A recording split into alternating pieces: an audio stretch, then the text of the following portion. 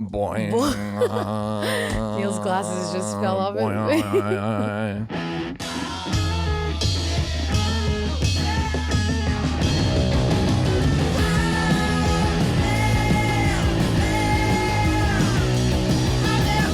Hi everyone. Hi. It's happy podcast.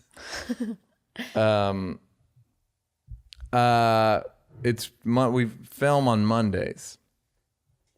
This is Monday after Super Bowl Monday. How do you feel Super Bowl Monday? I feel I don't watch football almost at all. I don't think I've watched more than I watched the Super Bowl. Yeah, of course. And people were talking about how the game sucked. Game wasn't great. It wasn't a great game. I don't know how good the game. Like, I thought about the game at the end with Seattle and the pass and the intercept. Like, they can't all be that. No, they're not all going to be that. But they're not always a blowout either.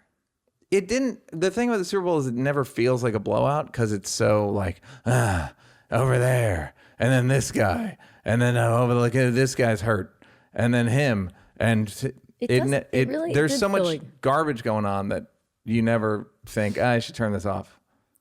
It really. I watched the commercials are part of the thing now. Right. And when I say now, I mean the last 25 years. I remember when they weren't.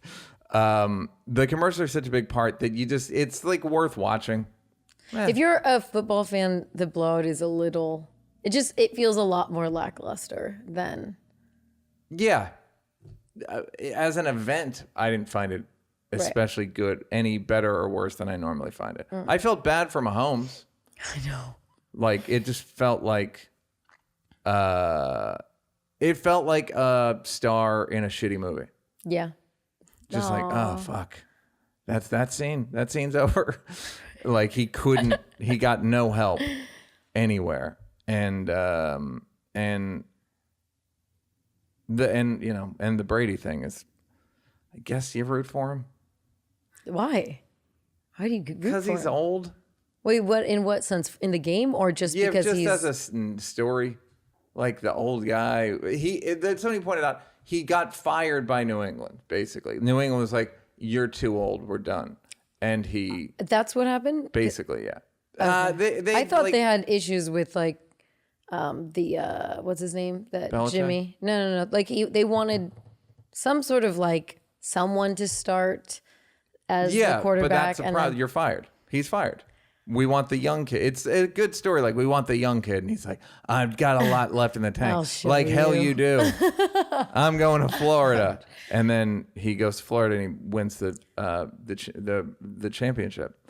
Yeah, in that sense, it's definitely good. Yes. And he's going to give a lot of guys in their 40s the courage to go out and blow out their knees and tear their ACLs. And you're going to, in 3 weeks, you're going to see a lot of old dudes on crutches because they tore their Achilles tendons trying to do something they shouldn't have been doing. And you didn't particularly love any of the commercials? I didn't like. None of them were. It felt like Super Bowl is a once a year where famous people go and fuck up their legacies for money. Just, hey, you want to come and bomb? So how many much? famous people. I'm Ashton Kutcher. Oh, how much? $4 million? Okay. It wasn't me. No, that's how we should have done it. Well, no. The problem was... Why was that so fucking The problem corny? was he should not have sang. He should not have sang. And they should have done a talking version.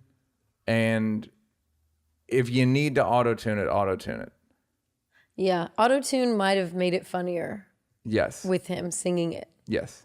It would have made it bearable. Because it was almost unbearable. It was the longest 60 seconds of my life. So bad. I would, that was the longest 60 seconds. What do you think they got paid for that? Because it was I think terrible. he got 4. I think they probably split 6 is what I think. So yeah, that's where you go. Not that bad. Jeez. No, you're getting good money. Adam Levine called me when he was on his way to his, and I guessed what he made. Did you guess right? Yes. I heard they don't. I heard the performers, they don't get paid? Is that right? Who? The performers. The Weeknd doesn't get paid. Why does the Weeknd not get paid and Adam Levine It's just doesn't? one of them things. It's just one of them because it's good. It's good PR. It's just. Do you it think is J-Lo really got paid? good. No, you don't get paid. Okay. I mean, not. It's like hosting the Oscars. You don't get. Oh, it's like you get $100,000 or win. something. Mm-hmm. You get for showbiz. It's not a lot of money. It's just like here.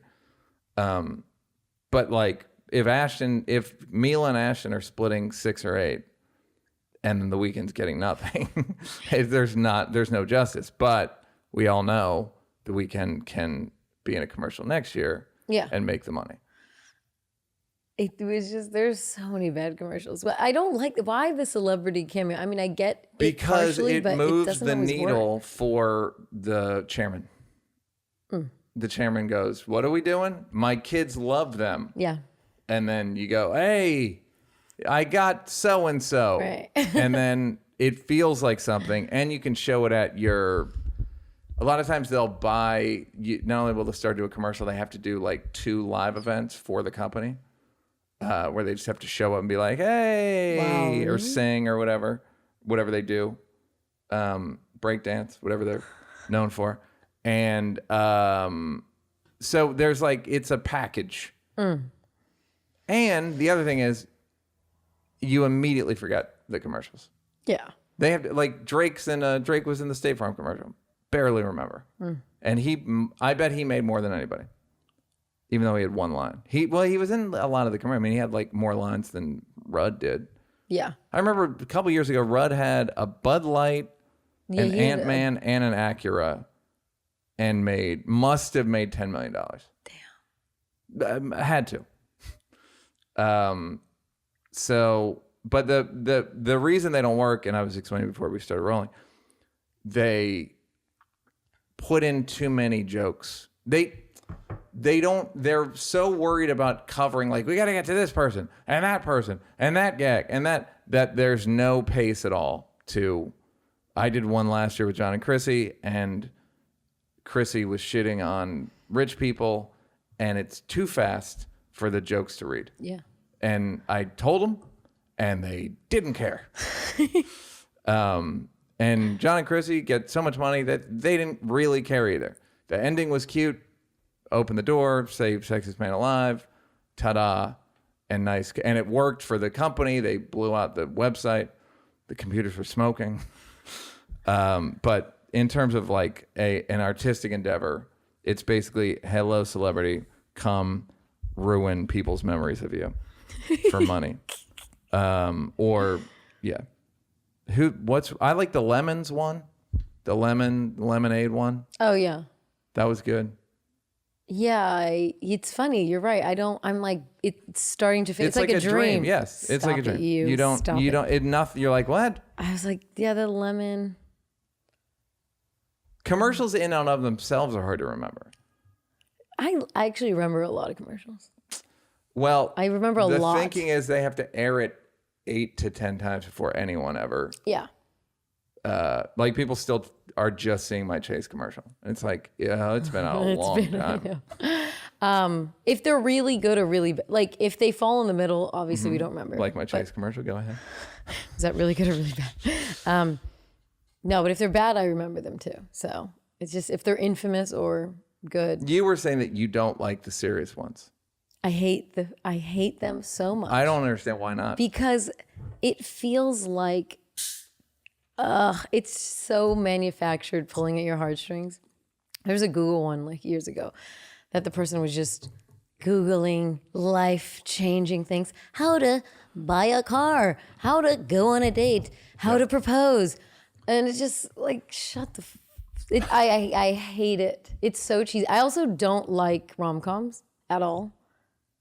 I hate them very much. Oof. So I hate manufactured, schmaltz. like, oh, yeah, or we got dads doing. You like handheld refugees, dust, fucking deportations, fences. Always, there's like you surprise your adult mom with her fucking tricycle from 19. I don't like it. I'm tearing up hearing about it. You may not like it, but I'm hello advertising. I've got a hit. Well, a bigger issue is it's hard to know what they're about until the end. No, that's what you said. You said because if they're good, they can't really be about. If they're good, and then it's like, oh, beer. And you're like, beer? Yeah, beer. Yeah. They're always like bad. Beer and family? Like, beer? No. Amir pointed out on Twitter, like, the one that Maya Rudolph was in, no idea what that was for. Yeah, you're None. right. Or the one with all the celebrities. There was a bunch of different. That's for Paramount. Huh? That's for the new Paramount streaming one, where it's like Patrick Stewart and James Corden, Colbert. Yeah, that's for Paramount.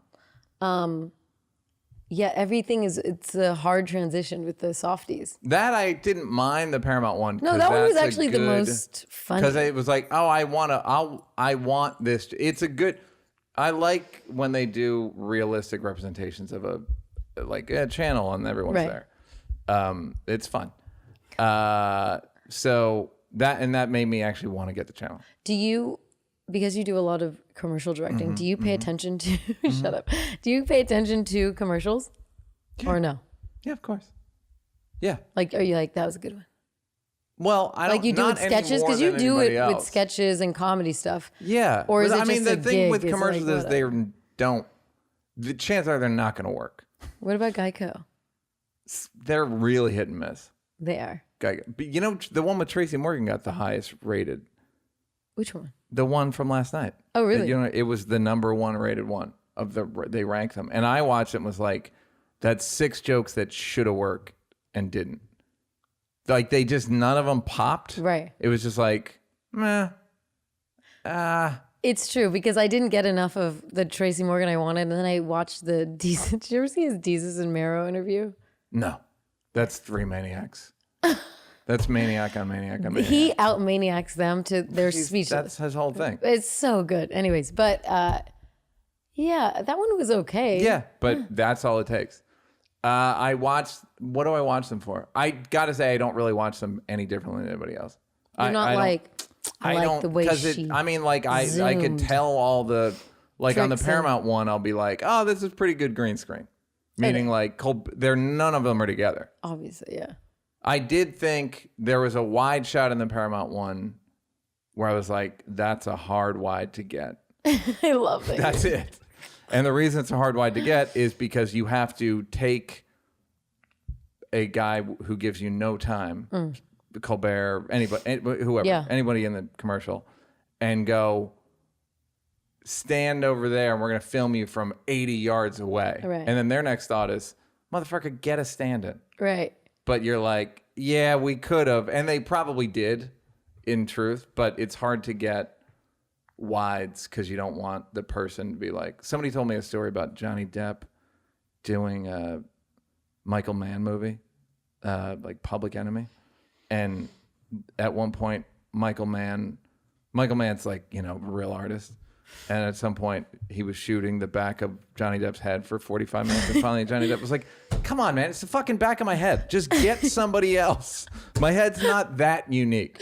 But that's the only reason I watch. That's what I watch for. But then you think about it. Let's just take Mila and Ashton Kutcher. If they split $6 million, motherfucker, you're going to stand all God. You would think. No, I know that's not how it is at all. But you'd think...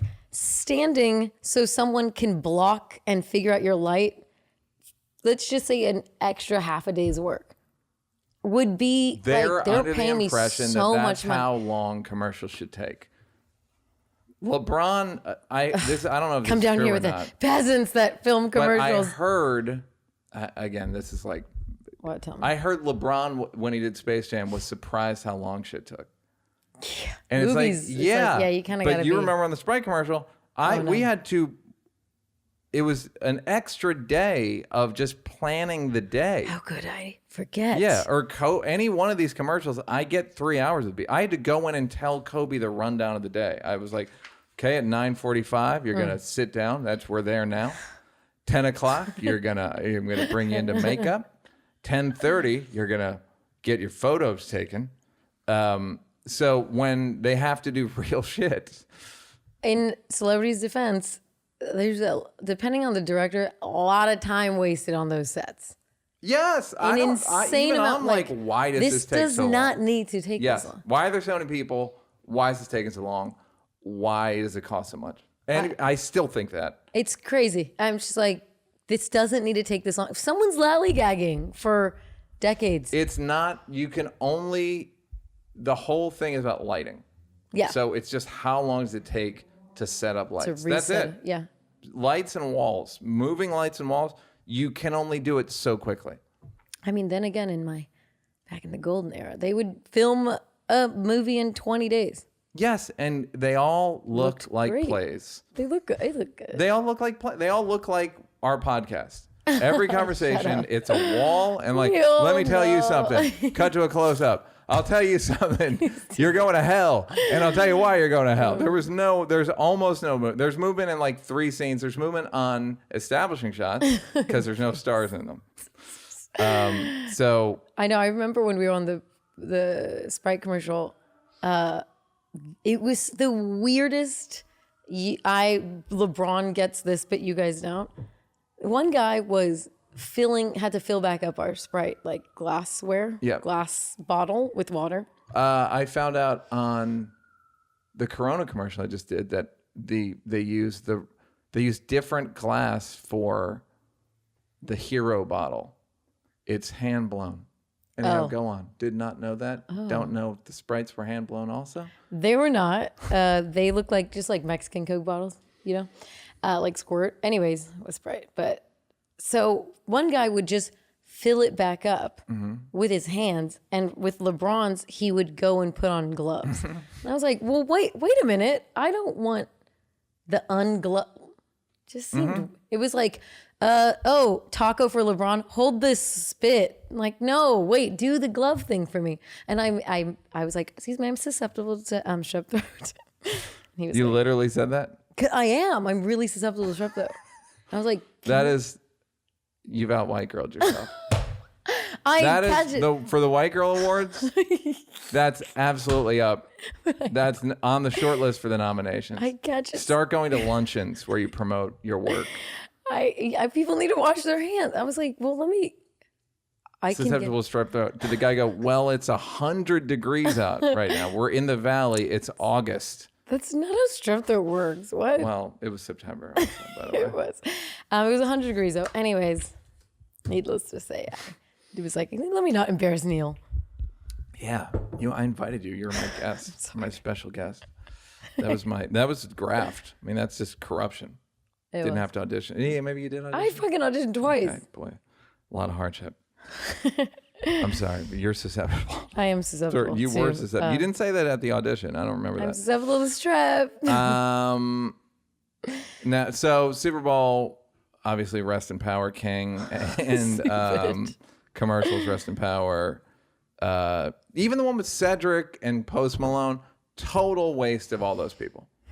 It didn't even make sense. It's like, what the fuck is this? What is this? You don't even know. You have to figure out, like, what are you guys going for? Okay, the Cardi one was fine. The which one? Cardi one was okay. Kind of. That felt like a better use of. Yes, it was a good.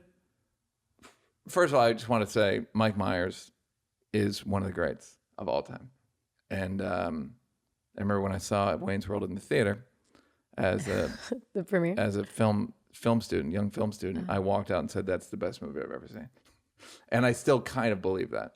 How good Wayne's World is. Wayne's World 1 or 2? 1. 2 was great though. 2 was so good. Yeah. 2 so good. But Cardi wasn't bad. The thing that made me actually laugh was the baby. The babies were fucking funny. They were so just funny. fucking funny. Baby cars. They were. And so it's good. a callback to a joke that they did in Wayne's World about, like, I would never sell out. Right. That's Wayne's World 2. When he's like, this pill, this Advil. Little Yellow Different is from the first one. Advil, little yellow. And I was Is like, it? Am I what the tripping? fuck are they doing in this? It was unbelievable. Yeah, it's so funny. Little yellow different. Those commercials. I have a. Did you like those commercials? Which one? Advil. I don't remember. Loved Wayne's World. Read the script for Austin Powers and was like, this is fucking genius. Was up to direct The Love Guru. Ooh. Met with Mike Myers at his house. And within 5 minutes, he did the walk behind the couch thing. And I was like, this is fucking unbelievable. And why didn't you go? Why didn't I direct the movie? Yeah. It didn't work out. Okay, moving on. Didn't work out. Now, can you feel Black History Month? Can you feel it? I feel it in my Does it feel any blood. different? My black In your black blood. Racial equality My black and inclusion. blood hole. Can you put the link to the people keep hitting me up for it? I don't think there is a link. Is there a I link? sent you a link. Oh, all right. Yeah, put it up there. Just put it. It seems like we're doxing somebody, but fuck it. What's the thing? Yeah. It is the thing. Look, it's there. We didn't make him do that. Atlians. No, but I'm saying Atlians. whatever. Atlians. Southern playalistic idyllica music.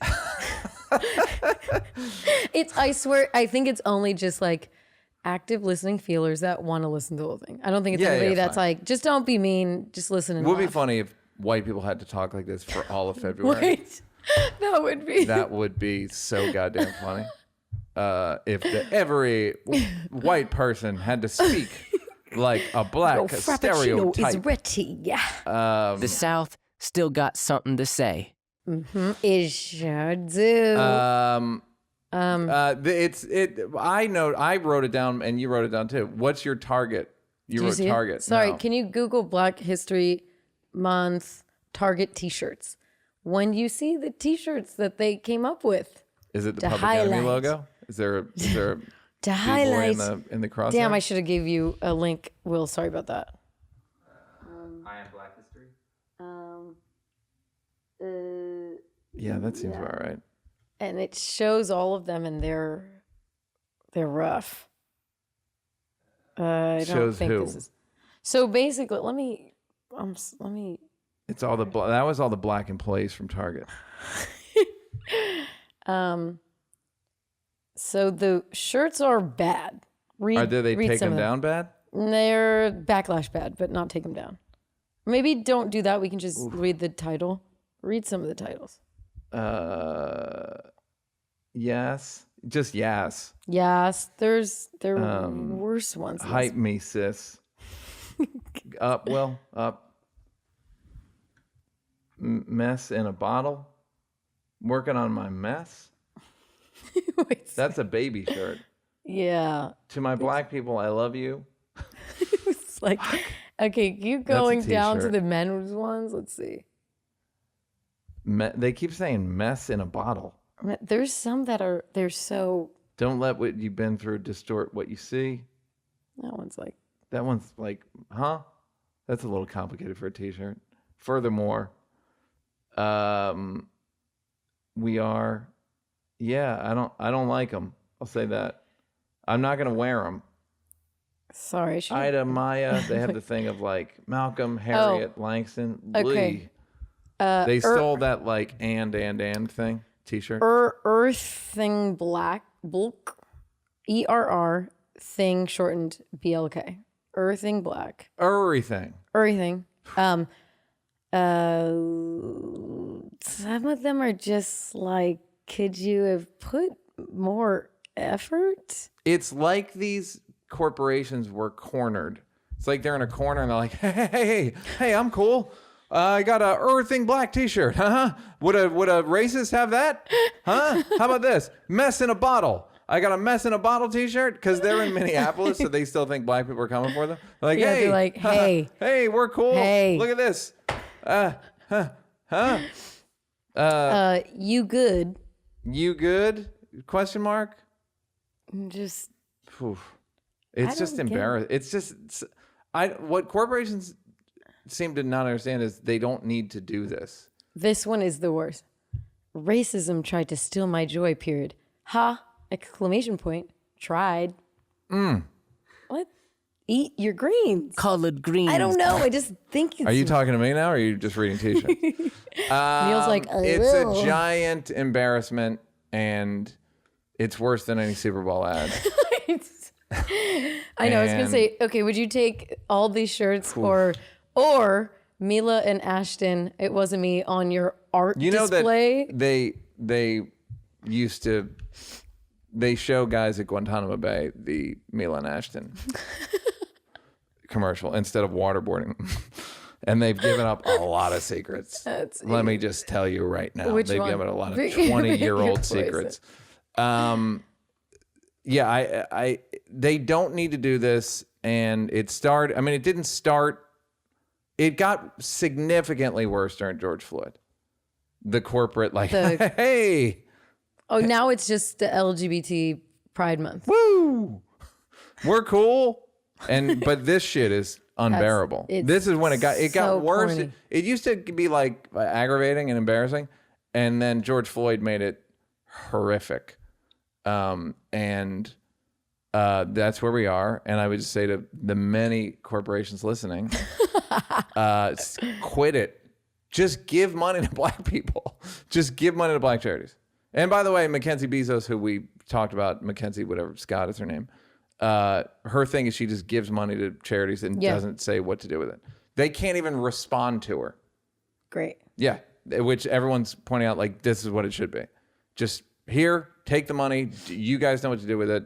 I don't care what you do with it. Because guess what? I didn't earn it. Right. I don't deserve this. It's cartoon money. Yeah. I heard for Black History Month, Pep Boys, Manny Mo and Jack are going to change it to Malcolm, Martin, and Bernie Mac. That's just what I heard. First of all, the fact that you know their name, Manny Mo and Jack. And they're Malcolm, Martin, and Mac. And other corporations. Black History bullshit. Apple released an ad that said, our screens are black for a reason. No, they didn't. I'm kidding. Oh, I was like, no, I didn't hear about this.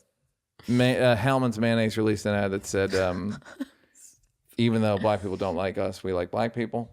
So they're all trying, Bianca. I'm doing a desk piece without, it's like I have a TV show and I don't. These are just ones I've thought of over the days. So cut it out, right? Cut it out. You don't got to do this. Just give money to black people or hire black people or something. Or don't tell security not to follow black people around until March 1st. Yeah, make policies. Yep. Make great policies. Don't need the t-shirts. And also, you know who makes money off the t-shirts? Target. So anyhow, COVID is still around, Bianca. What? That old bitch. Yeah. You have Israel written down. What did you want to say? They got the dang cure. Well, oh, you're talking about the other one. When something came out last night. This was a few days ago, but it's basically, they found a way to. It's like a respiratory medicine, so you breathe it in. So people who were moderate and severe, all 30 recovered. for 30, all went home. All recovered within 3 to 5 days. 29 out of 30, and then it was the 30th Everybody also recovered, lived, but it just took a week. It took longer. Yes, they did. Most of them take 3 to 5 days, and it basically, I didn't realize this, but there's a kind of immune response storm that happens, which is cytokine storm that is basically responsible for what kills people. It's just an overreaction of your immune system. So it has cured all the severe patients, which is just a nice. It's in phase 1. Yeah, they're doing it in Greece now. They're like they're testing it out in Greece and seeing like what the results are there. It's nice that everyone is still trying to solve this thing. I agree. It feels like vaccine boom. I have a theory. I have a few theories. Okay, tell me. By the way, they did a study. Jimmy Carr sent me a link with in quotes, they did a study. And the Jimmy. study was, he is the funniest comedian in England. They did a study. They literally did a study where they which I've always wanted to do. 20 comedians, who gets the most laughs per minute, who gets the biggest laughs from the most people per minute. Is that the measure? Yes. And Jimmy's style lends itself to that. Yeah. But it's still got to feel pretty good. Congratulations. Congratulations, Jimmy Carr. We made you a podcast. Okay. Here's a couple theories about COVID. Come on. COVID. Did I tell you about, I talked so much. So much. Did I tell you about the War of the Worlds theory? No. Okay. Remember War of the Worlds, the Steven Spielberg one that came out in like 2002? I didn't see it, but yes. Right. Tim Robbins, a bunch of people. The end of it is, Spoiler alert. the end of it, there's like the big battle, and then there's just a postscript that says like, in the spring, it went away. That's It's it. the weirdest fucking ending. It was like, wait, what do you, like, it was awful. But something tells me if we can get it in front of all these, the new ones, the reboots, I feel like it's just we're gonna wake up, not one day, but it's going down like 5% a day at this point. And I feel like at a certain point there's gonna be less than 5,000 people a day hospitalized, like in May or something. Yeah, that's according to my model, if we get the vaccines going, it said like very little COVID in the summer. But that excludes variants. That excludes variants, the South African one and the British one. Or assumes that Moderna and Pfizer can take it on. Right. Or Johnson & Johnson, which apparently one of them, Johnson & Johnson, No. cannot. It's the AstraZeneca. Yeah. That one, they stopped the vaccines in South Africa because it wasn't working. They threw them all in the ocean, apparently. Yeah, so I feel like... What you feel? First of all, I'd also like to say, as much as people are complaining about how the rollout was, it's fucking kind of amazing how many vaccines they're giving out. They're giving out between 1 million and 2 million a day now, including like Saturday. I don't know how they did it. Wow, Saturday? Saturday they gave out 1.9 million, which, I don't know. What does that mean? It means that they're giving out vaccines on weekends, which some places are not open on the weekends. A lot of places, some places that give them out, from what I hear, are not open on the weekends. So I'm like to say I'm impressed to the government. If you're listening, government, good job. And it's only going to get better. Are you impressed enough to help out your boy Newsom? Because things are going down in California. Yeah, but that's the point. My point about Newsom is based on his rollout of everything, based on how he handled COVID and lockdowns and all that shit. It was unwinnable in essence. 100%. And they're just mad at him because he's good looking and he went to dinner that night. They're very mad about French laundry, but I mean, this is a campaign that started by OC They're always Yahoos. they're always trying to. But they are gonna get the votes to have a recall. Yeah, and he's gonna he's not gonna get kicked out. I really hope and it's gonna be a total waste of time. And we're all gonna have to go vote. I'm absentee all day. You can make it so you're always absentee. Neal, participate. That means it just means you don't have to go to a vote. You still vote. Oh yeah, you just mail in. Yeah. Yeah. That's what I mean. What did you think I meant? I don't know. For some reason I just thought you meant. You thought I was like absent. an absentee dad where I was in like Puerto Vallarta where I couldn't be found. And I tell the government, yeah, I'm going to vote. I'll be up there Tuesday, and I never show. I go, wait for me in the parking lot. And then I don't show. But what I will also say, thirdly, is while the government has to be cautious, like science has to be cautious, there's got to be some incentive for getting vaccinated, because at this point they're like, even when you get vaccinated, you're still you can still give it to people. So you got to say, it's like, motherfucker, then why would I bother? Right. Like, there's got to be some incentive. Like, I had the thought today, first of all, this is separate, but they should connect. In order to get vaccine, there should be a Powerball. They should combine them. So if you want to play this Powerball, it's $300 million. You want in? You got to get vaccinated. It automatically goes up. The amount of people that want the vax automatically goes up. They've made it so you can only, the reason I bring it up is because they've made it so it's only worth getting vaccinated if we reach herd immunity. Otherwise, be just as worried as you are now, because it's not 100% thorough. We don't even know if it does, if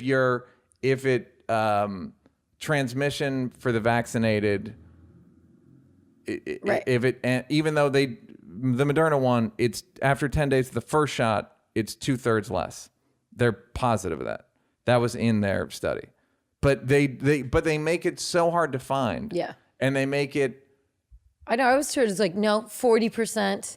You're only 35 after the first one. There's so much. Yeah. There's so many numbers to the point where I'm like, I was telling somebody it feels like I'm in the Marines. We're like, fuck you, put a mask on. And you're like, all right. And they're like, but it's got to be flush in your face. And you're like, okay, fine, sorry. Can I get vaccinated? Not fucking yet, pussy. So they got to do better with making it attractive, because they just make it like it's your duty and it doesn't help. what? Doesn't help, but you got to do it. What about if they paid everyone $50 a pop? Well, that would be great. It would be $1.5 trillion. No, 1.5 billion, which at this point we're made of money, apparently. Be 1.5 billion. And that's virtually nothing in America, to the American government. We're in so much debt now. What do we care? Just fuck it. Which the whole other thing about the people who don't want the checks, the stimulus, I want to yell at them like, it's your money. That's what I don't get. I mean, it's either we're in so much debt, it's hard to know, but it's all coming out of our taxes. Why wouldn't you want them to give you that money? I said that to that exact same argument. So we almost rarely get a return on our, most of our money does go to defense. Most of our money goes to certain things. So this is one that's actually coming right back to you in a time of need. Why are you upset? Well, you know why? Because brown people are getting it also. Yeah. It's like, no, freeloaders. Yeah. I'm not a freeloader. No, I'm different. But these brownies. All the brownies. Yeah, so they got to incentivize it, because there's got to be a point to, I'm not saying if you get vaccinated, you shouldn't have to wear a mask, but I'm kind of saying that. Because otherwise. That would be so. Right, I know. Then there's a whole thing of. It's like, well, they don't and we don't, and why should I? Someone got mad at me for my prisoner's point. What prisoner's point? About, I'm a little on the fence about prisoners getting it before people. Yeah. Furious, lost a listener. Come back. They didn't leave. Baby, come I'm sure they back. didn't leave anyway. Feel like they just wanted to get mad. What's you've got okay, what do you think of first world countries all having all the vax and third world countries not? And what do you think we should do about it? It's one of those. It's one of these things where everyone's like, am I supposed to solve this problem? No, I know. I want a just world, and I believe in justice. And then shit like that happens, and I'm like, you know what? Something in me isn't flaring up to stop this. It's basically turns all of America into white people. What white people in America are, America is in the rest of the world. And no one's going like, this is wrong. We got to get, the wokest of the woke are, but there's not much of a movement behind, we need to evenly distribute these vaccines out to the entire world. No person should come before another person. It's like, technically, a just world, this is a good way to start. There's no movement. Yeah. People don't care. Which is, now you're white people. Welcome to white. Now, just remember, you are susceptible to strep throat. Since you're a white person, a couple things you should know. You're susceptible to strep throat and et cetera, et cetera. So funny. Little Uzi Vert got a diamond in his forehead, thereby finishing his conversion to cartoon villain. He already had that. He had the meme where he's on the news, right? Where he's like, Right. this guy is a genuine weirdo. Yeah. Like that's automatically on the admissions form for the mental hospital. Did you put a diamond in your forehead? Yes. Come right this way. We have some medicine for you. Like there's no way you can be healthy and do that. Well, what do you think about people do body modification stuff? Well, I find that people do body mod like that. I call it body mod. Wow. Body mod. I'm in the biz. I'm in the body mod biz. I saw Norbert. So most of the people that do intense, but are the one thing that they have in common is they all have bad personalities. And he seems to have the guy's a rapper. He can write his own rhymes. So if you can write your own rhymes, you're not a boring person. No, he's not boring. Yeah. I just think he's more in the... He's just super weird. Just a weird guy and maybe a slight mental illness. That would be my guess. If I had to guess, he's a little something. Didn't he retire also? He does a lot of shit. Yeah. He likes attention. Yes, I think. So... it just... I mean, if it gets snagged... It's like when people have their I get my neck forehead pierced. caught on things all the time. So he's in real trouble. I mean, it's good if you want to headbutt a window. He's going to be the first through the door. That's so funny. Send in Little Uzi Vert. They hold him like a battering ram. He's going to be used by LAPD for drug bust. They're going to hold him like a dwarf and do battering rams. Good. He's going to make his money back on that diamond pretty quickly with all the battering ram. $26 million. Is that that's the other thing is I want to go where'd you get that money? Apparently has more money than that. He addressed it because everyone's like, why the fuck would you spend that much money on a diamond? And he was saying, I have so much more money than that's nothing. That's not possible. Why is it not possible? Because I know people with hit songs. Hits. Fucking hits. I know people with hit careers. They don't got $26 million for a diamond. Because in order to have $26 million for a diamond, you know how much money you had to make? $65 million before taxes and everything else. So in order to get, it's so much money. That's where I go, I think rappers have they're part of a different financial stream or something where like, how'd you do that? And then they always end up 18 months being bankrupt. Yeah. You can't make $65 million on the road. Like, he can't make that kind of money. He just can't. Like, the Maroon 5 people can. Right. Like, Levine could afford a 27 million, whatever the fuck it is. 25, I just wrote it up. I just upgraded 26. It appreciated it. Okay. 27. And also, the resale value on a forehead diamond, not what you want. Slightly used. Yeah, not what you want when there's a little bit of goop. There's a little bit of goop on the base. You're not. It's a bad. Uzi. He didn't spend 26 million. Maybe he put a down payment on it. You can't. This is when people go, yeah, he's got 20. No, he doesn't. That's not on loan or lease. He didn't pay $26 million for it. What happened? I don't know, but I promise you, he doesn't have $26 million. That's so funny. To give to anyone. Do you think it's a stunt like Jacob the Jeweler is like, just it's borrow something, it. Yeah. It's a yeah. It's like when they give it to the actresses. Yeah, there's for the dude night. following you around. It's like, and the guy said, "Put it where I can see it," and so he's like, "All right," cut to fucking Neal. his forehead. But between the battering ram money that he's gonna make his money, but it's a good investment. But he's a little iffy. Little iffy. But I did like the song where he kept saying, "Now I do what I want. Now I do what I want. Now I do what I want." It was a pure distillation of what being 9 years old is like. Now, Bianca, did you watch AOC's IG Live? No. So I didn't actually know what you're talking about. It's a pretty big story.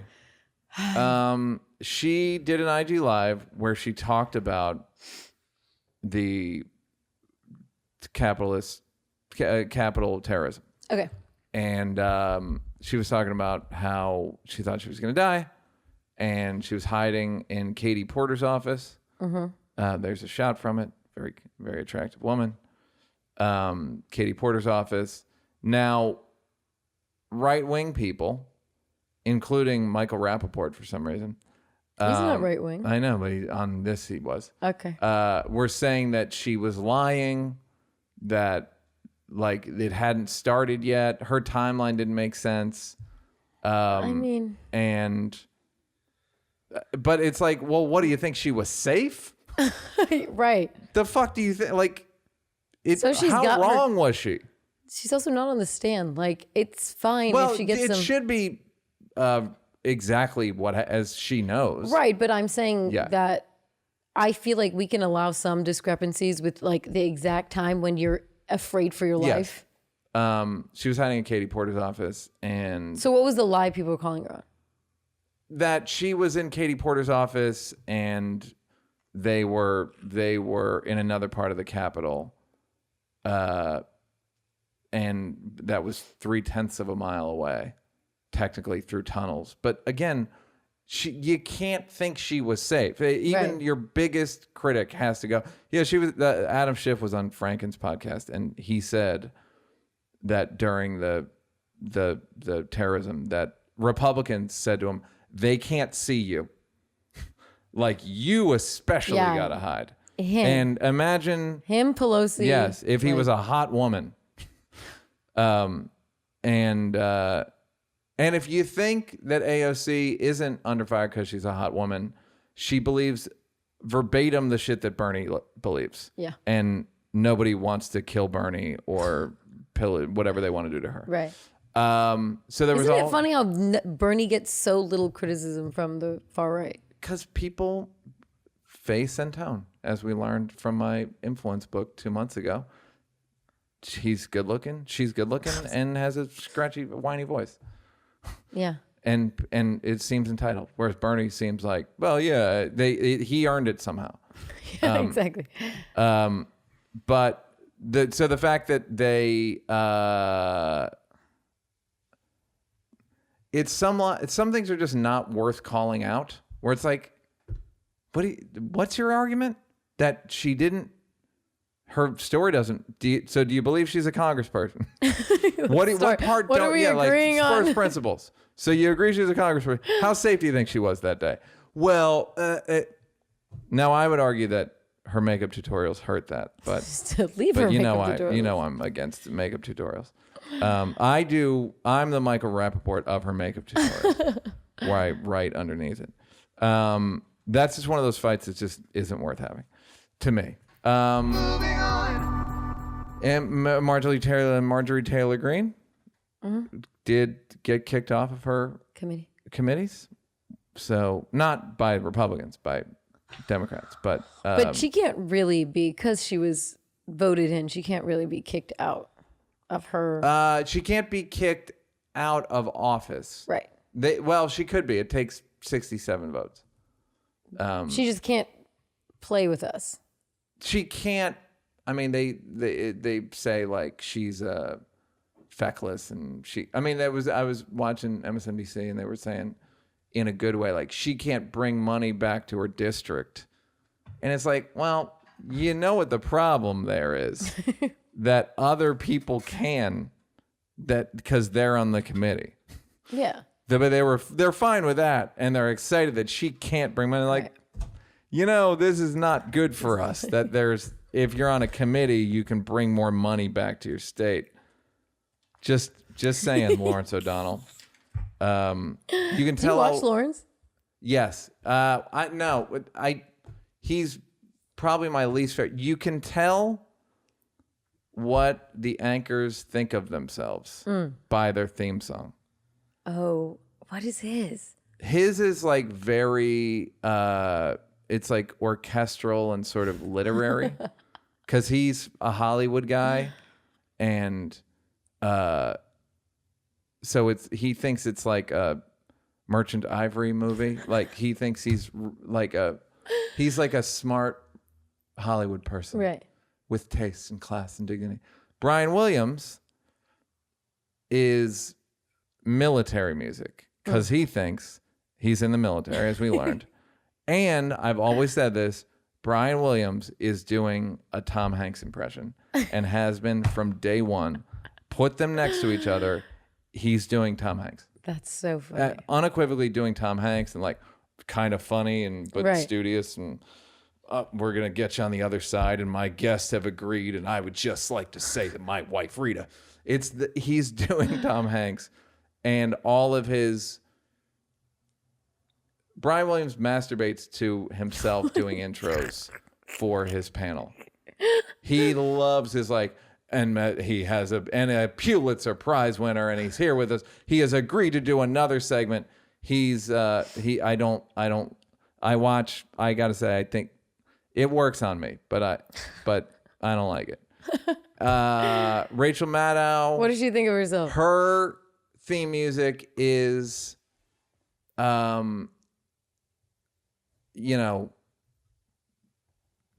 sixth grade Harriet the Spy. Like that's what she thinks of herself. Like I'm a scrappy little Right. Spitfire, and I get the job done. It's like she doesn't even have music. It's just like it's Right. papers. I think. Yeah, it is. It's like, whew, whew. Yeah, that's because she's always on the move. They don't have theme music in CNN. Maybe It's always they like don't. dun dun dun dun dun dun, and then breaking Well, that's news. the breaking news, but I don't know what the beginning of Don Lemon is. Yeah, no. or I feel like it would be saxophone. Homeboy. Look, you can get away with that joke. If I do that joke in February, this whole thing gets shut down. And then what's his name? Chris Hayes. Yeah. His is. The thing I'll say about Chris Hayes is his intros are so weird. Where I'll go like, tonight. Like, why are you yelling like John McLaughlin? Tonight. Totally like the McLaughlin group. Yeah, it's so weird. Like, dude, don't do that. It doesn't matter. You're not like, you don't, hello, tonight, Paul Manafort. Just do the fucking news, you weirdo. Now, yeah. So that's all I have to say about that. That was a segment called MSNBC, a audit of style. What's this? Oh, the country music kid who said the N-word. Wallen. Morgan Wallen, a Theo Vaughn type. He climbed out of the Theo Vaughn swamp. He Keeps saying the N-word. Stop, Wallen. Morgan Wallen. I can't believe, like, he said it. Can you? The circumstance in which he said it was like people were making noise at He was night like drunk, or something. and he's like, "Take your that, put it in here." It just was bad. It was just like bad, sloppy. But apparently his record sales are through the roof. You're kidding. You mean he's being rewarded for being skyrocket. Skyrocket. That was what some country music fans were waiting for. Like, is this guy real or not? Come on. He said it. All right, let's go down. Authentically Download. country. They rose 1,200% last Wednesday once he said the N-word. So that's the thing. It's not. But country music, not racist. It's just except in this one case when a guy said the N-word and was rewarded. They opposite Marjorie Taylor Greendom. He got put on committees. Greendomed. Yes. He got put on committees take care of this pussy ass motherfucker. And then he goes on to say, take care of this pussy ass N-word. Don't like it. I don't like it. But what are you gonna do? I mean, no one's surprised except for maybe white people. I don't think that. Well, yeah, clearly they were on the fence about him, and then once they heard him call the N-word, the call of the wild, they were like, "I got to get off the fence." I hear And something. to his side, I don't think white people are surprised. No, I think white I people think who are liberal. I think I can't. Whenever I hear white people say the N-word, like in a situation like this, I'm like, what the fuck? not right. And everyone knows my history with it. So like, Not in- the fuck Yeah. are you? At least I had the decency to say it as a thing on stage. Like, here you go. Very decent of you, Neal. Ta-da. But Couldn't have been nicer the way I did it. hard to gold. But yeah, this just. The funny thing is, it's clearly a neighbor, like a nosy neighbor, Yeah. with a cell phone. Now But- I'm on his side. Now I'm on Morgan Wallen's side. You're like, don't dox him. But the thing is, I mean, that's when no one was looking. When he was drunk, uninhibited, and he didn't think anyone was looking. Yeah, it's just So weird. it's weird. It's a weird. There weren't black people around. It wasn't in response to a black person. He It was calling a white word person the his N-word. friend. He was telling Yeah. someone, take care Yeah. of my boy. So it's just real comfortable. It just when you think about it, a country music star says a nigger freely is bad writing. Yeah. But as we've learned this year, the world is bad writing. A lot of parasites. I would say. Ooh. A lot of parasites. So, by the way, somebody tried to compare Parasite to White Tiger because I like White Tiger. They're Uh-oh. like, it's You'll I don't never know if live you've it seen the down. thing. It's like, yes, and guess what? My problem with Parasite was the workers were the parasite. Nobody like this kid actually said like, I'm a dick in White Tiger. Yeah. Where he wasn't looking for sympathy. He was literally like, I'm fighting fire with fire. Hello. I'm Hello. a capitalist. And Yeah. literally says white people are yesterday and the future is brown and yellow. It's like, great. Great. Yellow. Love yeah, it. Yeah, yellow. And then he said Morgan Wallen has my permission to say the N-word. It's a weird movie where he said that. He called it. Now... What is this face If a guy got a face transplant. The first... Well, we search face transplant. Guy got the first, like, full face transplant 4 Isn't that days ago gross? in Jersey. Was he like a mentalist? Well, you know what's funny is he just That they was made not him nice. they made him just look like a blogger. Like that's where my face mask thing comes into hand. My face mask. Wait, I don't movie. get it. This is the new This or is the old? new face, yes. And they just Why made is him his look eyes like dark like that? Like, does he have eyeballs? maybe not.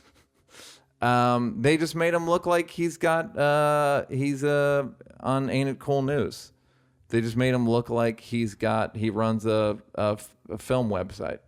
He looks like a film buff. Yeah. Oh, this is what's going on here? Those are his parents. Oh, yay! Yeah, it's not bad. The dark eyes. It's a little scary. Sorry, sweetheart. Sorry. I guess they're still sorry. We did everything we could. The eyes are too dark. Take it off. Yeah. Yeah. It's cool. Yeah. I basically just had that on here so I could say he looks like a blogger. Went down. This is okay. Because I'm a dick. I went down a rabbit hole of these random stories of people getting transplants and then taking on personality traits of the donor. What? How bad? How crazy? From what I understand, the story was relayed. The quotes of it was a black kid that died, and an older white gentleman got his heart. Let's just go on a limb and Started say making beats. no. Oddly enough, the black kid was a violinist, Okay. and they knew they got his heart from a black kid. And the quotes are a little dodgy. The quotes are saying, "Well, we didn't think." So basically, all of a sudden, her husband started listening to classical music. Never listened to classical music in his life or cared about it, and then just started taking on certain traits. But the quotes were like, "We didn't think it was a black kid, so why would he start listening to classical?" I love it, especially this month. Right, I love that kind of racist. And then they said, he started inviting. He's never invited his black friends over, his coworkers over. Never really had much to do with them outside of work, and then started forging friendships. That's funny. There's an old movie that with Denzel and Bob Hoskins called Heart Condition, where it's a heart switching movie, and I don't remember who got what. But what's the premise? Denzel gets, I think Bob Hoskins gets his heart, or vice versa. And I didn't watch it, but I know that that's the premise. I don't like switching movies. I bought this old 60s movie poster. It was too racist. And I'm like, this needs to be in my hands. And where it's safe. exactly. I have a pin that says fuck Iran because of during the petroleum shortage. And I'm like, you'll be coming with like me. That you call it petroleum. Sorry. I like it pretty European. Yeah. No, it was gas. We called it the gas shortage. No, I know. Okay. You know what? It's actually petrol. Okay. So. By the way, in the documentary Lady in the Dale, there's footage of the gas shortage in the 70s. Interesting. And a woman's just complaining, they should have said they were out of gas, and they might as well just put vaccine. And just people can't fucking stop complaining about anything. They're incapable. Anyhow, go ahead. You're on. So I bought it, and it's a poster. It's a movie in the 60s called Change of Mind. And a guy needs a brain transplant, and the only available one's from a black man. And the whole movie is about, the tagline is black man's brain, white man's body. And the love-making scene, the wife's scared. It's so bad. Well, will you look up heart condition or no? You won't. You refuse. Been waiting. Heart condition? What is Yeah. that? That's just heart condition. Heart condition. Denzel Washington. Okay. Look Cardiac up arrest. Yep. Heart disease. Condition. Who did what? This looks like twins. Every poster in the 80s looked like twins. You fool. Once we had a hit movie, Right, it was like, someone poster lean on the formula, we other. did it. Two rivals competing in the same work area in their community to help bring down the drug rate. The goal will be to find a mysterious man that shot and killed Napoleon Stone. Denzel, of course, Napoleon Stone. The black guy gets shot. You're not going to believe it. Hello. Didn't do well. Made $4 million. But that's in the 80s. Okay. Hoskins. Yeah, but that's not. I don't know if it's nominally. Like Bitcoin. It's $4 million is not good. Hoskins plays Police Sergeant Jack Mooney, a racist, bigoted cop, and Washington plays Napoleon Stone, an irresistible persuader, an ambulance-chasing lawyer who Mooney hates. The feelings are mutual. Stone goes on to date Mooney's ex-girlfriend, Whoopsie Daisy, who stirs up the pot between the two. Mooney's years of bad habits such as overeating, smoking, and drinking finally catch up with him, risking his health and life. At the same time, Stone is gunned down in a drive-by shooting, which happened to 80% of black characters before 1995. After suffering a heart attack, Mooney wakes up to find that his new heart was once Stone's, and the dead lawyer's ghost has become his constant companion. Oh, he's Ghost Dad. Yeah. Ghost Dad, and here they flipped it by adding the heart element. Is it a comedy? I think it was supposed to be. They tried to make Bob Hoskins like in what's the animated one that people love? Oh, the Who Framed Roger Rabbit. Yeah, Robert. I mean, that's Roger Who Rabbit. Framed Roger Rabbit's a cool movie, but It's great. Bob Hoskins being in it did not help it. He's kind of like that generic Hey, but he's also British, so you're He's like, British? Yes. That's why I never bought it. It was like, this clown's British.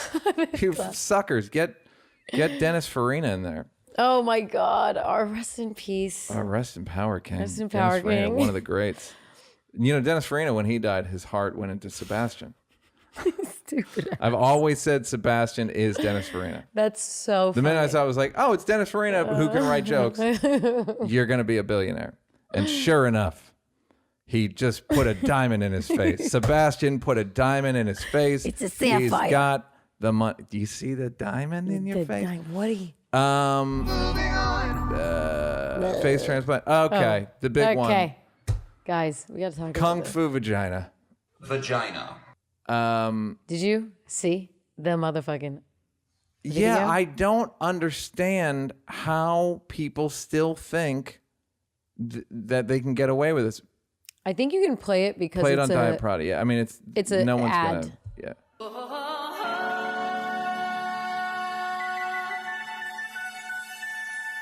Like Kung Fu fighting is already racist. And like no Kung one Fu talks fighting about is it. out of the will. Yeah. Like you're not allowed in. Everybody wants a Kung Fu vagina. It starts with a take egg from China. Kung Fu Vagina, egg from China. No way need she for says- saliva To become a vag messiah. Saliva's never gonna hurt you, by the way. We don't need a funky Wow. Thai vag to shoot ping pong. Just build a muscle up. Chop the board down. Chop the board. You're gonna chop a board with your pussy? Of lifting weight with your part. They're hanging things out of the vagina. Yeah, pineapple. Everybody wants a Kung Fu vagina. The problem is I love this stupid fucking. Now, here's the problem. Call it Kung Fu Kitty. Kitty. No, Kung Fu is a problem. Gina. No, but fine. But if you're doing it, Kung Fu Gina, call it Kung Fu Kitty. It's the same fucking. It Kung Fu Kitty flows. sounds like it's already been out. Like that I sounds think like it something has. good. That already sounds like something. What is Kung Fu Kitty? Google, Is that a new Google Kung animated? Fu Kitty. I feel like it's something. Kung Fu Kitty, isn't it a restaurant? No, it's a a cat. the number one thing is a video on YouTube of a cat, and they just put added sounds where a cat does. It's just a YouTube can't believe video. we So played just that. call it Kung Fu Kitty. Yeah. It's not like that's A, and then No, the Kung Fu they're part. What's it called? selling like a jade eggs that you like yoni eggs, like so you can do Kegels, Kegel stuff. Kegel adjacent stuff. But apparently it's a class, Well, they also say, which raises some COVID questions. Are we doing classes now? I think it's virtual. I mean, you don't need to if be next if to you each wear other a doing. mask on your pussy, it's okay. So they're saying that jade eggs in your pussy is ancient Chinese secret when it's not. There's actually no evidence that Chinese people put jade eggs up their pussy. Yeah, Like somebody they said, would do it for storage, if anything. If I know anything about the Chinese, they're a brutal people who would do some shit like that just because, like, why or else I put it, and then that's their answer.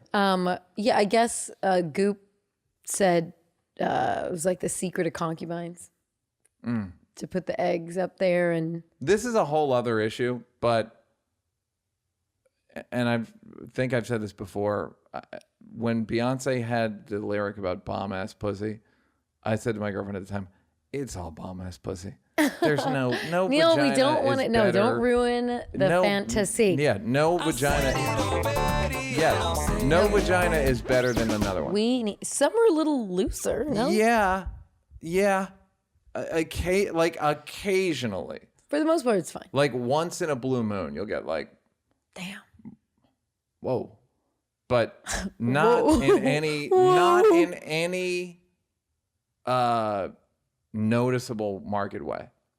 Neal, don't ruin our fantasy. I of know being what's the I'm letting you off the hook. goddesses. I'm letting you off the hook. No, we need to. First of all, it's a little intrusive. A penis goes in us and shoves all of our organs up and down.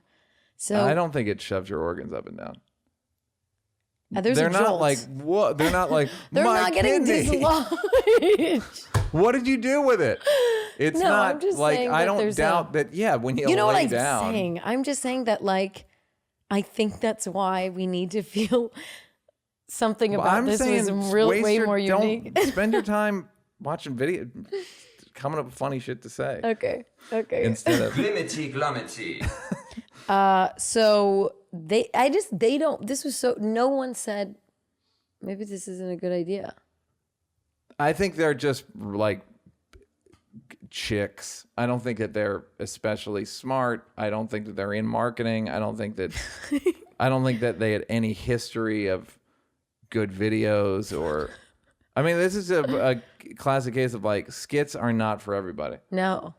Racial skits, not. You got tender takes a fucking TLC. tender hand that you can fuck up racial shit like this. And I think they're white people Oh yeah, both white. One looks Asian in the video because of her makeup. because of the great Asian makeup she did. That's pretty cool that she what? went the extra mile and did Asian makeup.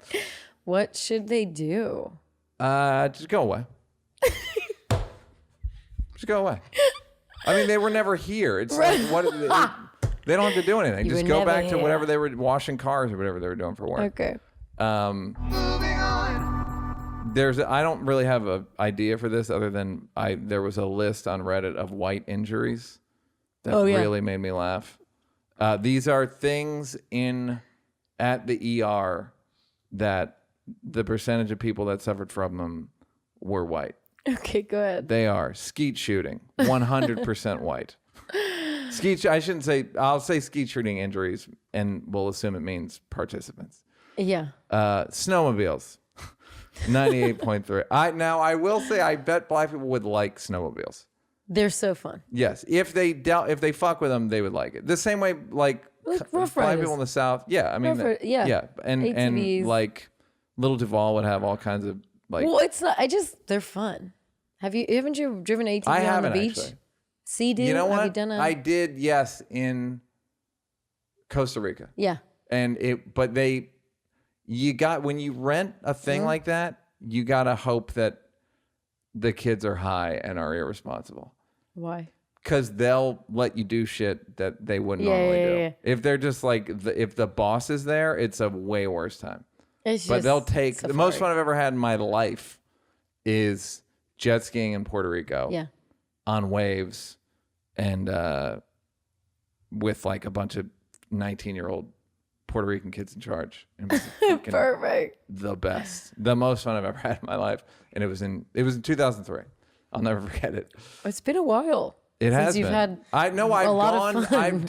fun. I've done jet skis since, but you can't. The wave You don't size, come there. You can't go close. Yes, yeah. there's so many rules. Whereas this was like, I don't know. So Feels you like, just I want like attempted murder. 5 feet waves on Wow. a jet ski. Oh my God. Was so I was laughing as In midair. I knew I was about to get crushed and it was making me laugh. That's so funny. And it was like, it was fucking so fun. And of course, roller hockey, not surprised. Yeah, they no. don't even play it. They haven't even made it to ice hockey, let alone roller hockey. Tree stands. What's that? I guess that's a hunting, like hiding in the nook. Just like waiting for the blind. And they're in the blind. Thank you. And they I guess the blind collapse. Utility blind vehicles collapsed. from the people who brought you snowmobiles. Utility vehicles, 96% white injuries. Tarpaulins, which are just tarps. Tarps hung I don't know. up. What did you They're eat just- them? What did you do? They're just Suffocate? hanging up tarps. And People do that. black people even Yeah. power routers. What the fuck? 95%. That feels like a generator. Yeah, that feels Something. Garden tractors. Okay. Yep. It's a log splitter. Exactly what you think it is. What is It's a it? How does saw. it work? Oh, it's just like zoop, Yeah. zoop. Yeah. Which I gotta Ugh. say, one of my worst fears is a blade accident. Yeah.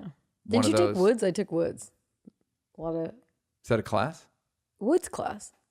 Never heard of it in my life. Will, You act like have you heard of? you acted like we were both. It was everyone's been offered woods. Wait, you've never taken woods? No one's heard of this.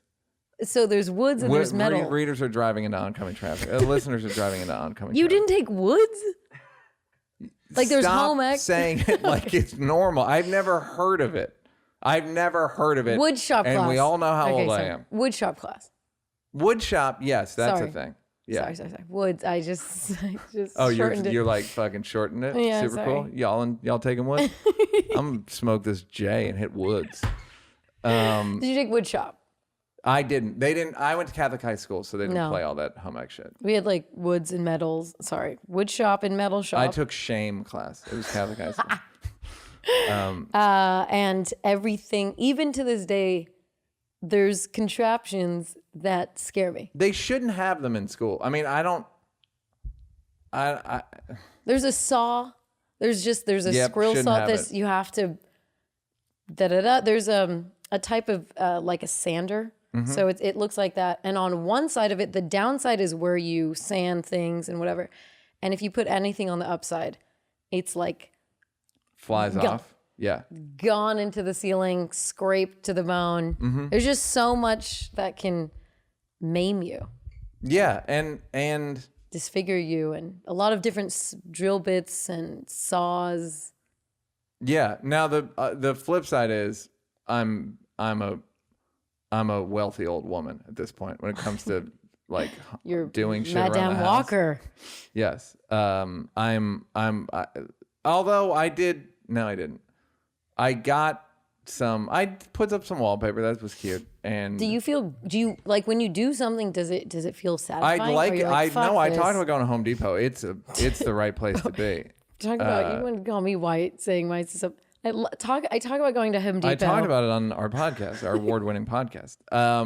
It's great, and I almost got a drill bit, and I actually did buy it and returned it, and I might have to go back and buy another one because I had another worker here, and I had him put it in my stud. I hung up some painting at one of Kevin Christie's works above my bed. So yeah, we're doing. I got a stud Do finder. you have a drill? I don't. I want to get one. Oh, interesting. I had one and returned it because I was like, I don't think I'm going to need it, and now I No, need you it. always need a drill. Yeah, but couple things. They're $100, which is kind of a lot for a No, thing. I got a Black & Decker one that's $45 with like a bunch of bits. Cordless? Cordless, and it has the like the magnet and has a light. I'll send you a link. I'd love to borrow that. sometime. Okay. Yeah, I need I guess I'll buy one. It's at Home Depot. Yeah, but all the ones I saw were like 110 at Home Depot. Weird. Yeah. Okay, I'll send you the one I'll look at the one I got, and then, or you can just yeah. borrow it. I use it once a year. Just But that's what I mean. Like, and again, I make a decent living. It seems like a waste of shit to buy. I kind of want you to borrow. Now my home is full of dumb shit. I mean, I bought a $200 shock collar for my wrist, but I refused to buy $100. Do you wear it? You're running out of wrist real estate. Kind of weird. I'm Neal, waiting. gonna be First of all, honest. the guy from Pavlok contacted me Oh, why? because I mentioned it, Oh, cool. and but they have a new edition coming out of the They are a Pavlok new where I can sponsor? attach it to my this watch. Yeah. So 'Cause help us it on the just way, kind of everyone. looks. It's goofy. But it helps I wanna coming. say goofy. You'll see. So what else? White archery, of course. Coal or wood burning stoves. That's the appellation. This one got me, and I realized that it's actually whiter than normal skiing, which is water skiing, which combines Water skiing. Water really? skiing was Everyone number enjoys 94 in that. terms of injuries. The thing about you don't see a lot of black people water skiing. Or are they just better than white people at it? And they don't get Oh, injured? you're saying that they're not getting injured because of their natural Yeah. huge muscles that they have from Buoyant. slavery, Yes. and they're buoyant all of a sudden. Black History Month, you're buoyant. Black people, February. if you're gonna swim, this is the month. February. The God made you buoyant this month. Do you believe the buoyancy theory? I was told it by a white person, and it was No, well, so I know, but that's insulting. what I'm wondering. It's like, what is there's of course what black people tell white people, and then there's what black people tell other black people. No, this is about what white people tell black people. No, but I'm saying there's things that black people will deny up and down, and then on the side they'll be like, I a don't little know. something. I don't know about the side part. I believe you. I absolutely just know. don't. Yeah. No. Yeah. No, this one, I was at some dumb Hollywood party. The And best this old example gross is man. Chris's N-words versus black people joke. It's like black people said it forever, but then they were mad at Chris for saying it in front of white people. Yeah. Well, I don't know, because this guy was like, oh, yeah, I have friends from Compton and they can't swim. They're too dense. Black people are dense. Their bone density. I was like, and he was complimenting how well I was swimming. I learned a lot. Swam away. Pretty great. Swam away. Small world. Chris learned to swim during COVID. Oh, yay. A lot of people are learning how to- Sebastian did too. Yeah, Sebastian. And John Legend all took swim lessons in the last couple of years. That's so It's so cute. fucking cute. And you know who might be would love next? to you don't know how to swim? I know how to swim. It's not impressive. Like if a girl wants to fuck me, I cannot take her swimming. Because Ooh, goofy. seeing doggy paddle isn't Oh gonna my God. I was on swim team. I moisten can the help you. loins. I swim in the ocean. That's where a lot of people swim. What does that mean? You swim like you'll swim. I swim like at past the waves. Swim. Like go for a swim. And like how you keep saying it, like swim, like a swim. But do you do like that's where you swim? Like I need to swim laps. Excuse me, sir. Where's the Pacific? Yeah, kind of. Like I like going all the way down and back as far as just like really far up and back freestyle. Now the question. It's such a good workout. It is a it's good workout, hard. but it's is hard it- as fuck. It's kind of the workout. What it does to the body is what I like. It does. I It's like- least impact and it works Of every course, muscle. but and it's, do you get lats and all the shit you want? I get it, but there's no. I'm trying to there's think. I don't no. fucking know. Right, but you think about the Olympic swimmers. They got and lats. They're all like shredded and. But it also butterfly really hard. Like it depends on your Yeah. stroke, I think. But when you do swim, it's the only thing that, not the only thing, but you lose fat and you tone up Right. simultaneously. Yeah. I And like it's the refreshing. toning. You know, I like the toning. Yeah, so I would Something to not, think about. but you know. But when are you somebody gonna was swim? saying it takes a long time. What does? I think Sebastian was saying it's going to take him a year to learn. Swimming? Yeah, I don't know. Maybe once you're an adult, Maybe it's hard. it's just You have to face fear a lot more than when you're a kid. Are you afraid of the ocean? yeah. Okay. Of course. How are you not afraid of the ocean? How is anyone not afraid of the ocean? Nothing. I would argue there's nothing more terrifying in the world than the ocean. The Bering Sea is frightening, but I mean, are you afraid of the pier? Like just swimming out? That's a scuzz issue. I don't mean in between the pier. I just mean, are you afraid of just Venice? You go out like It'll never happen. I think even if I take lessons, can't feel the sand. Swimming. Unless there are waves like body surfing, there is no incentive for me to swim because it doesn't look good and I don't get anywhere fast. Okay. It's not good as a mode of transportation and I look weak.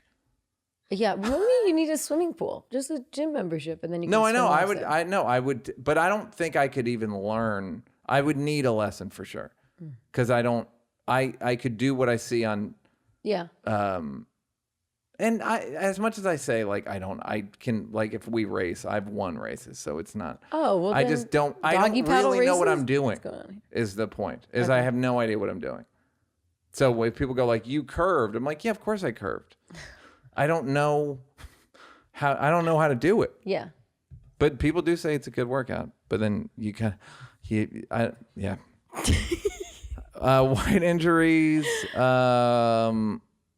did them all. no, we didn't. Awes, chisels, or planes. That goes wait, back what the into fuck is awls? log splitters. If you don't learn in woods, then you're. Listen, then, you know what? If you don't know, we don't know. Tractors. This goes with garden tractors. Tractors, 92% injury. Ice hockey, 92% whites, and snow skiing, 92% whites. So, stay safe, black people. It's your month. Doc Watch, Will. Doc Watch. Great. Did you watch Assassins? I did not watch this up. Very good movie. Good story. Interesting. And it's the story of the two women who killed Kim Jong-un's Oh yeah, but brother I've in the airport. Oh yeah, that's so wild. Yeah. But I've deep dove into that. Okay. Maybe you don't have to watch it. Just the prank show. It's just so. It's what she's saying is, so they killed him. I mean, this was in the news, but they killed him and then said, like, we thought we were on a prank show. And you hear that and you're like, that's insane. Yeah. You go, well, that's insane. But is it? Like, is that insane? Is it there just are enough insane fucking enough prank to shows. work? Yes, Yeah. there are enough prank shows now that you don't know. And people want to be famous. Like, there's plenty of reasons it could be true. And then they go into it. And it's true. Yeah. But It took them a while. They were held, and then the government had to go and be don't like, okay. don't say anymore, because they go into the whole trial. And, Okay. Wait. Yeah. It's I forget why he wanted his uncle. because he was talking greasy, straight up. It's not his uncle; it's his brother. I thought it was his. No, are you sure? It was Kim Jong Il's son, his other son. So they had different moms, Oh. but there was at one point the brother was going to be the president, And then it went to. and then he started playing some MBS shit. Yo. Where he was currying favor with Kim Jong-un or Kim Jong-il, and then Kim Jong-il died. Kim Jong-un got the job and then killed the brother anyway because he's a fucking psychopath. But it's my takeaway was women in Asia are fucked. That was my big because the thing that led them to doing it in the first place, like their lives sucked so bad before. Right. One of them had been it's just like fuck. It's just like Neal is even I was like patting it. disgusted. There's I was disgusted. There's a really stupid show that I used to watch called Scare Tactics. I think Yeah. Stephen Baldwin was the host. It was very bad. Sure. And they were just trying to scare people. And one of the pranks they would pull is they pretended the person was on a fake prank show. And then they would do something that would accidentally kill someone. Right. And then they were, The person would in react. a show within a show. They're like, no, Yeah. well, what the fuck? And that's all. I'm like, it's so, like, why would someone think that would actually kill someone? You know what I mean? Like, it's so wild that it could just work. Yeah, You know? what I don't want to get into the specific of the documentary, but the thing, once I heard it, I was like, oh, it wasn't their first prank with these guys. So once I heard that, I was like, oh. Damn, that's deep. They just do some, like, They had fake I prank? mean, you want to talk about so that it was just interesting shit. It was interesting in that how innocent they were, Right. and yet there was no stopping the trial, even though it was like, yeah, but didn't matter. apparently, I hope this is not getting anything away, but what they use the poison, like, they didn't really take care that it wouldn't have also poisoned the girls. They didn't tell them, don't touch your face. Yeah. They knew it was like bad, but they didn't know it was VX, Yeah. the most poisonous substance on earth that you cannot get no one like governments have it. Yeah, yeah. For a rainy day, the governments hold on to it just in case they need it. Frontline did a China virus. COVID. Kung flu. Vagina. It's the same. It wasn't boring, but it's the story of corruption. Government corruption's always the same. Yeah. Which is lying, and then slowly but surely being like, okay, you might. They said it can't. There's no person to person transfer for a month. They said that, and then they're like, there might be, and then and it's like But then there's another guy who was on Mar who thinks it was just straight up created in a lab. I know. Me and my brother were talking about that, and because I mean, you've been. I don't care. I don't think that they released it intentionally. Right. Like that's the problem. If No, they I created don't it in a think lab, that- it's stupid. And it is like with some what are you gonna do shit. But we were talking about it, and I've been to those wet markets, and lovely. they're so gross. So basically, the mucous membrane around our type of COVID is either from a bat or some sort of reptile or lizard. So they were saying that that because the way they keep them in wet markets, okay, well maybe it did come from what we were just debating it because he works for CBS News, and he was just telling me how there's other examples of weird ass COVID strains popping up in places where I think he was telling me in Denmark, I don't know, a In place minks. the minks, Yeah. where they keep the minks really close together and they had to kill all the minks because they were developing like a form of COVID. So he was like, it could have been in a lab because The thing that the guy said, Weinstein said on Mars show, is that the reason he thinks it may happen in a lab is because of the way it's mutating. It's like a type of mutation that doesn't really happen in natural pathogens. weird. But I it's above my pay grade. Like Right, I'm a know-it-all, and I'm like, you know what, Neal, sit this one out. Brittany You know, didn't on love. Hulu, New York Times. Yeah, didn't love the doc. It was not remarkable. It was interesting. Half of it. First half, I feel like if Yeah, you're the old first half enough- was just an MTV thing. It was yeah, just an MTV, it was just the real Hollywood story. Yeah. But the second half, I just didn't know. It's fucking weird. I feel like either they know something that we don't know about her mental health that they don't want to get out.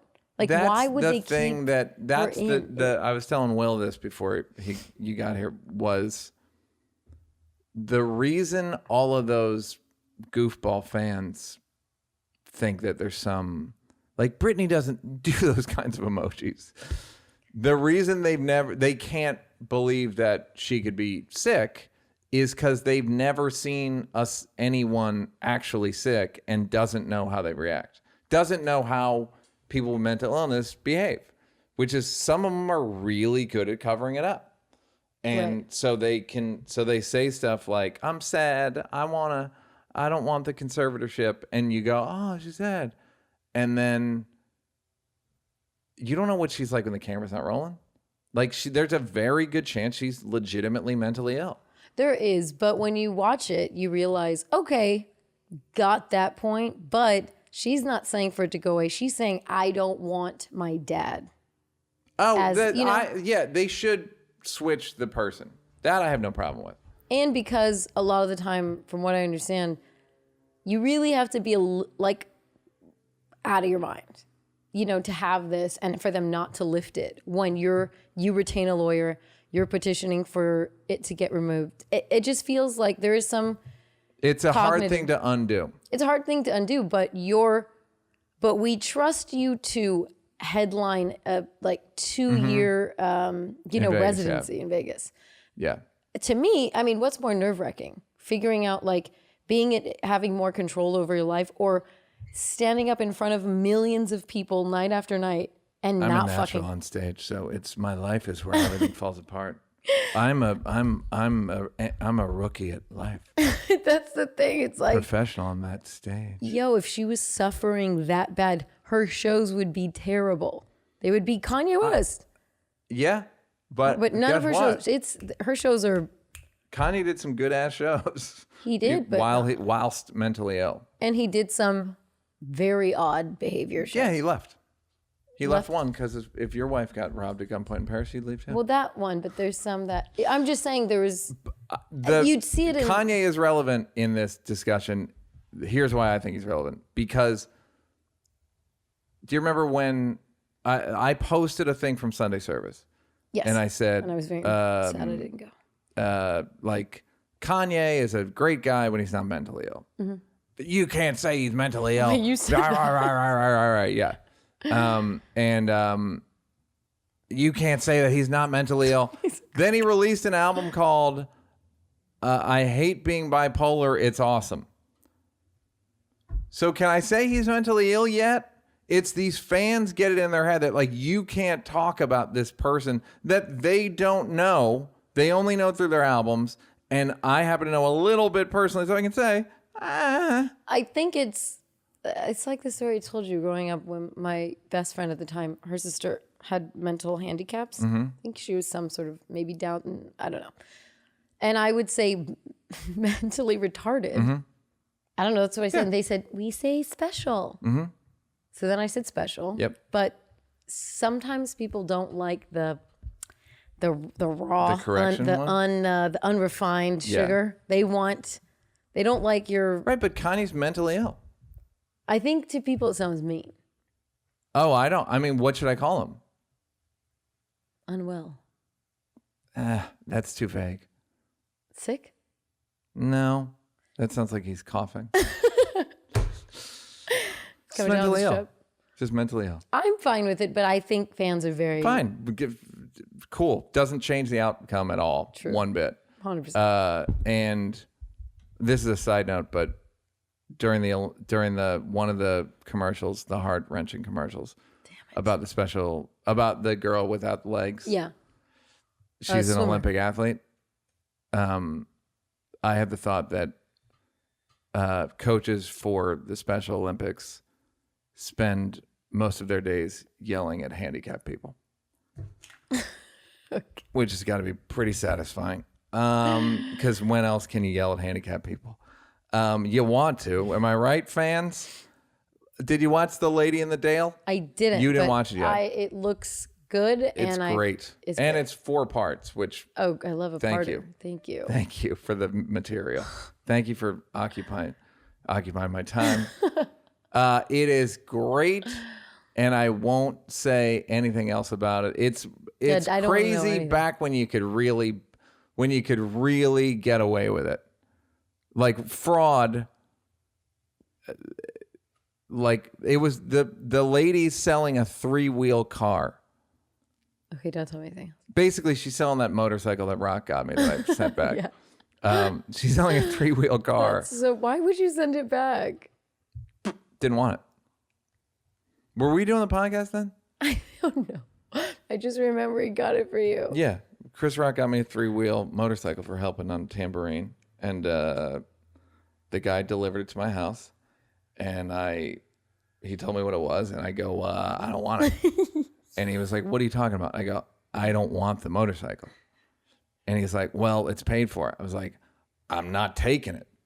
Because I knew once it got in my garage, it was never leaving. No. And he's showing me like what it is. So when you were firm, what did he say? Well, yeah, I find there was a button on the thing that was anti-skid, and I was like, I got to push a button not to skid. Wow. I would hope that would come standard. He's just roasting the guy, dropping him a present? It was just like the fuck. You had to wear a helmet in it all the time. So it was like 2 sidecars. Oh God, no. With 3 wheels. And I finally said, I'm not taking it. Like, what should I? And he goes, all right, I can tell you what, I can bring it back to the dealership and we can sell it on consignment. And I thought, I'm going to make 27 grand. And then and then like a month later, I called the dealership and I'm like, hey, where's my money? Right. And they're like, oh, you didn't. They were like, well, you know that thing where they keep putting you on hold and you're like, that's something, I'm getting fucked somehow. And the guy's like, oh, you didn't hear? They gave it to somebody else. So Rock just was like, oh, Neal didn't want it, I'll just give it to somebody else. That's really funny that you still called to be like, Hey, where's my money? I want to get a drill bit, sir, but I don't got the money. Let's do some emails, everybody. It's time to check that email.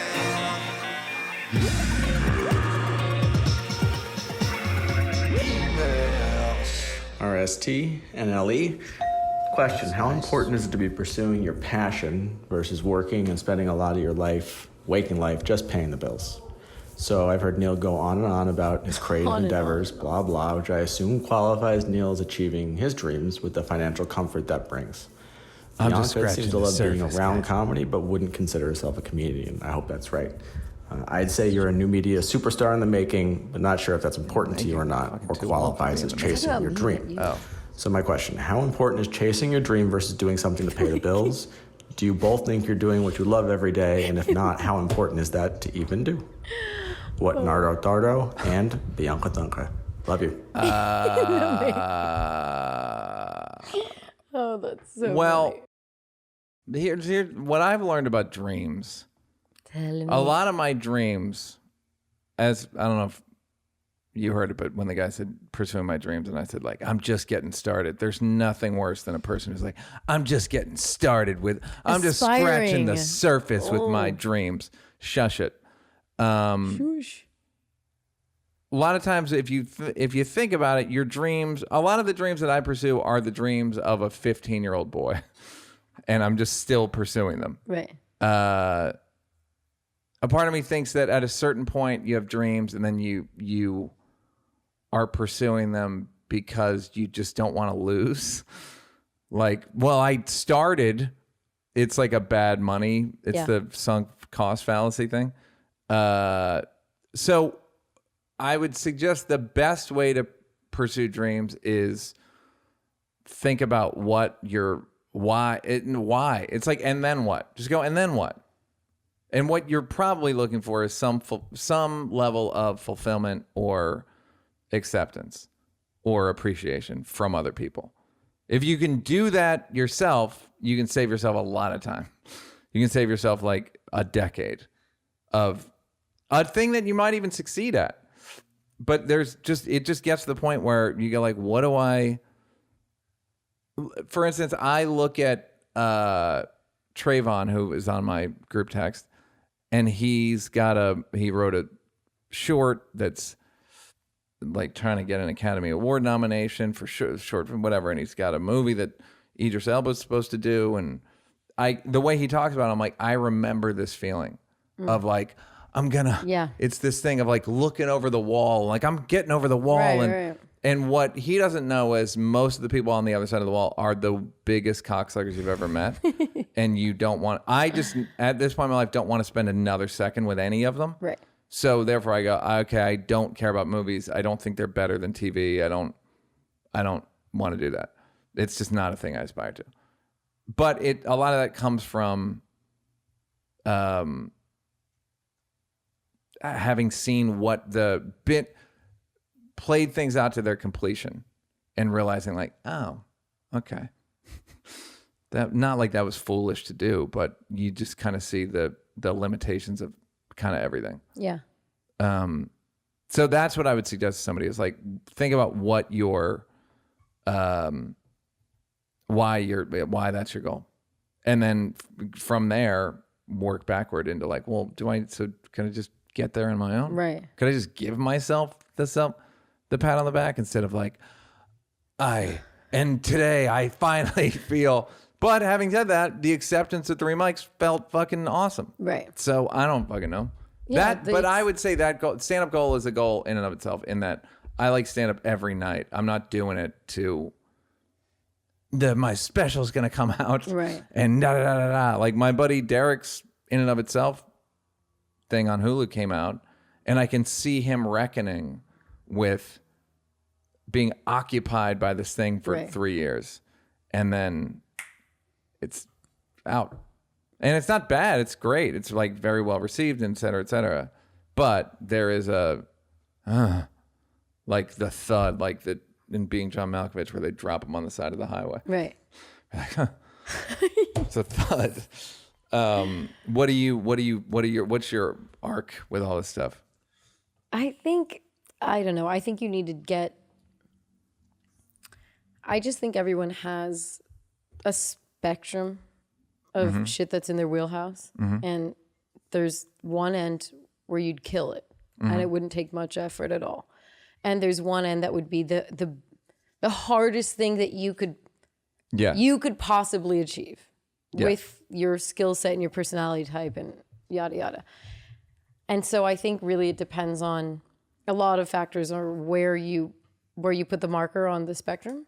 And I feel like, this is kind of like artists, sort of creatives, are always at the hardest end because it's just such a crapshoot. Yeah. But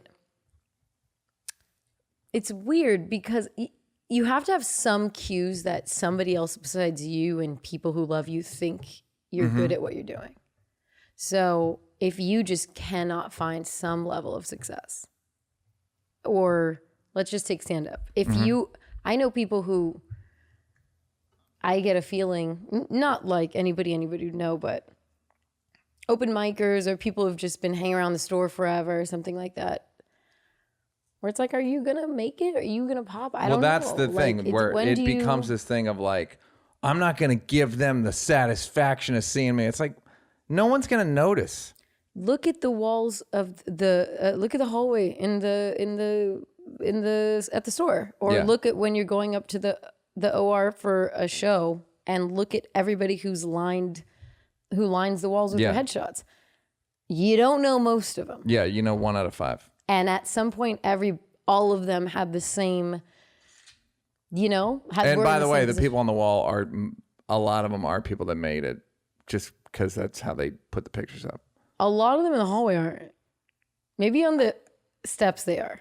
I think it's the opposite. Really? Because I've Googled some of them and I'm like. But what I'm saying is it's the ratio. If you look at the average rundown from the store, sometimes it's David Letterman and Gallagher. And other times it's 10 people you've never heard of. But that actually did something. I mean, not everybody is a Letterman and like a, recognizable name, even though they did have momentum and they were involved and stuff like that. I just mean, at what point do you reason with, like, where's your line in the sand? Yeah, you're chasing a 15-year-old's goals. So what if you haven't done XYZ by year 15 or something, I don't know. But then you hear like the Marin story. Those are the ones that, these stories, like I was walking, like Angus, that movie, we discovered in a mall. Yeah. Those ones kind of keep people dreaming. Yeah. And keep them. That's why I don't like the Oscars. Because it promotes people without talent to move to LA. Anything is possible. I know if you're the speeches, a fucking 11 out of 10 on the looks department, and a woman, you're right. Anything is possible. For everybody else, stay where you are. I said it's the best advertisement for extras in the history of the world. It's good. It's the Oscars. It's a so great hopeful. ad for come out, work background. Everything is like beat the odds type of. Oh. Yeah, what they don't tell you is like, no, they were doing pretty good. They was doing pretty good. It's like a lot of them have been acting forever, and who knows what distribution company owns that movie to get the. Come on. What are we talking about? I went to the Oscars and I did not watch a lot of the award show. It's so fun at the bar. That's the real show. Yeah. Well, it's because the show's so fun. I went to the last Oscars actually. And guess who I saw? Casa Parasite. Goodbye. Did they say Neal's right? But like, broken Korean. You've got mail. Hello, Neardo and Binks. RSTNLE. I've gone back and decided to re-listen to all the episodes from the start because I'm a maniac and just can't get enough. I'm currently on Get It How You Live, and I burst out laughing this week when you guys were talking about how coronavirus is no big deal and just hysteria. I'm sure you would laugh as well. We all felt that way at the time. Anyway, I just wanted to comment on how different I think Neal is after the ayahuasca. Last week, someone said Neal would lose his edge, and I wholeheartedly disagree. I bounced back between the old episodes and the new ones, and Neal is a changed person for sure, but still super funny and witty. I just think he seems way less petty and stupid shit rolls off him way more. Anyway, not a question, but a useless observation. Be nice to Will, but don't actually be nice, because when you shit on him, it's so damn funny. Will, you piece of shit. Love you both. No, there's no question. I just wanted people to hear that I'm a better person. Of course you did. Not so much better that I don't need compliments on the air. Goodbye. I'm not that much better. Don't get it twisted, everyone. You've got mail. Hey, dear Neal Brennan. Is this a form letter? Dear Neil Brennan, I'm letting you know as a black woman who prefers white men, my boyfriend, who I adore, love of my life, echoes what Bianca says. These white men really feel like they own these buildings. I think she's talking about government buildings because, in truth, white men do own most buildings. They do own My most boyfriend of the put buildings. 8 years into the armed forces and was discharged. Honorably, but he would never do the violence, but say he sympathizes because veterans have been thrown away by both parties, Democrats and Republicans. The middle class feels abandoned and disenfranchised. Great show. Keep up the good work. I'm 50. My love is 60. Just wanted to give you a window on what people are feeling. Love your humor, Neil. Debbie. I cannot speak to the military. All I know is that I know the VA is very poorly run. Yeah, no If I fun were at the VA. in the military, I would just say stop it with the hero shit. Just get us medicine. Where does all the money go? It's Which the most which well-funded, money? poorly executed. Into bombs, into Raytheon and all that shit. Oh, They yeah, don't yeah. just give it to. I was like, Yeah, I mean, I've been to making Rammstein. people It's not pretty. Yeah, making people the bomb where they keep the bombs is pretty. It's adorable. They keep them in like ornate, Right, like little it's glass, like Japanese like, candy. menageries. Yeah. Japanese. And yeah, that they shouldn't rely on Jon Stewart to get them funding and you know what I mean? Like just Yeah, that shit was- where it's so crazy. And yet they all claim we love our troops. Like, you sure? Fort life doesn't sound good. Like the camps. No. Well, yeah, it's not. I mean, What? it's What? a mixed bag. You get a pension, you get a lot of shit Yeah, for fairly sure. quickly, but you're counting on a corporation. You're counting on not a corporation. You're counting on a known entity that's not good, was not good to your forefathers in the military. So know that going in. Do your research. Do your own research. It's Q. Q said Q is military. So yeah, but I'm glad that I mean the amount of military guys that are being found out, it's like 20% or something that were military, ex-military or law enforcement. Yeah. Goodbye. You've got mail. Hello, Neil and Jar Jar Binks. As an excellent moral compass, how do you two feel about white people wearing Kangol hats in 2021? You know what it means if a white man's wearing a Kangol in 2021, Bianca? It means he is bald. Full you stop. sure? I'm positive. If a white man's wearing a Kangol, they're always bald. I kind of feel like Like, that guy's bald. I promise you that guy's bald. LL was always ashamed of the shape of his head, apparently. That's why he wore one. Kevin Spacey's bald. Does Travolta wear them?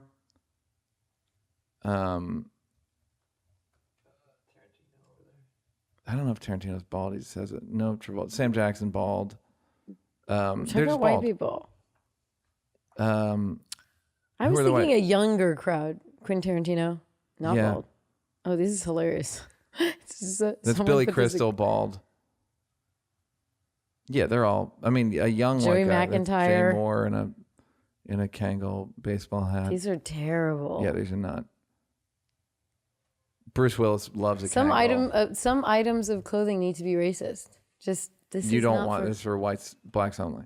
blacks only. What? Yeah, I don't disagree. Do-rag Kangol. I don't think white people are rocking do-rags very much anymore. Not like they were in like 03, You haven't 04. been to the South lately. Good point. Goodbye. Not bad. You've got mail. Hey, NB, I'm a 30-year-old Eritrean raised in the U.S. My girlfriend is white from southern Indiana and has a good heart. After the Capitol riots, my girlfriend didn't like that I called the domestic terrorists cracker-ass crackers or vanilla ISIS. By the way, yesterday was Chris's birthday. Yeah. We owe Chris rock cracker-ass crackers. He gave us cracker-ass crackers. He gave us the friend zone, Yeah. which people don't realize. He said his daughters don't realize it.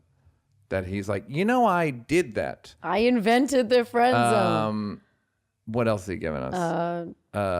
Tiger Woods. I mean, he's got a lot of hooks. Niggas versus. I mean, yes. Of Hello. course. Yes, but duh. And he's great. And No Sex in Champagne Room. And so much. Still figuring out how to wear a mask. Leave him alone. It was his birthday, Neal. It is his birthday, but he's still. So for his birthday, you took I him gave him a grocery shopping? mask class. Her main pushback was her saying that saying cracker ass crackers is as bad as the N-word. A lot of people in her family she grew up with around are hardcore right wingers. She voted for Biden in 2020. Yes, sir. But social injustice issues still make her uncomfortable. I plan to marry her, and I've told her that you just won't understand what minorities deal with until we have kids when speaking about racial issues. What do you guys suggest to help her understand that the people she loves aren't as good as she thinks they are? I mean, I don't know. How do you tell someone that? I don't think you can. You can't tell him like that. But I think also, you just have to wait for your father-in-law to call your son the N-word, and then she'll realize, like, wait a minute. This is way worse than cracker-ass crackers. Yeah, the cracker versus, like, N-word thing is so weird to me. Yeah, it's just not. It's a false equivalency. Also, I think people think it's because white people look like saltines or something, but it's really just a cracking of the whip. Right. And redneck is because they would get rednecks. They'd be in the field with the slaves. So it's like, I don't know if she gets it. None of it hurts white people. It's all just describing things they did. Well, so is the N-word. I'm kidding. I mean, Neal, you.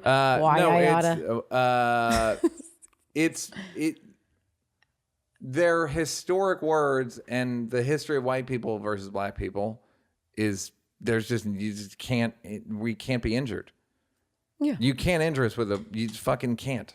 Cracker ass cracker is like, I just think he's not talking about me.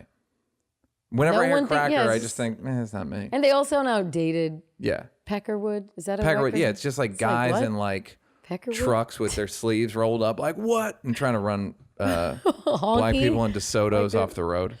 So what do we just? You're just gonna have to wait. You look at what you're asking. How do you tell them? How do you tell your wife that her family's shitty? Also, you're not gonna be able to. You have to understand, if you really want to marry her, those are your family too. These people that he doesn't think are good are going to be related to your kids. Mm-hmm. So think about it, my Eritrean brother. End it. I'd say end it tonight. As a poisoner. The hardcore she voted for Biden. I mean, she'll come. What you're asking her to do, what you're asking like white people like this to do, is it's what I said when George Floyd. You're asking white people, hey, clean out the garage. So she's like, fuck. I don't want to clean the fucking garage out. And one day she might. But your sons are going to have to help her. Goodbye. You've got mail. Hey, Neal and Bianca, LSTNER. I'm a 26-year-old white man. I recently was with friends and an Asian woman my age who I just met accidentally opened my phone saying she mistook it for hers. When opening it, she saw I had used a black flex emoji and a black queen emoji with my girlfriend. She called me out for bad behavior, and I explained to her my girlfriend is black. I'm aware of digital blackface, and I only use it in our consenting relationship. My girlfriend has said she doesn't care and will send me white emojis when I work out, etc. The Asian woman still said I need to stop, even though she wouldn't have known if she didn't go into my phone without permission. I see this as telling both me and my girlfriend how to behave in our personal lives. Now I have stopped other problematic things I've done with consenting black friends, using certain words around them. Oh, hell no. A certain word around them in the past because of the potential society unprofessional repercussions, even though they told me they didn't care. Also, eventually, I just felt mad corny doing it. So my questions are, I don't think you should use the term mad corny. I think it's cultural appropriate. So my questions are, one, is behavior Society sees as problematic, still bad to do, even if your friend, significant other consents to it.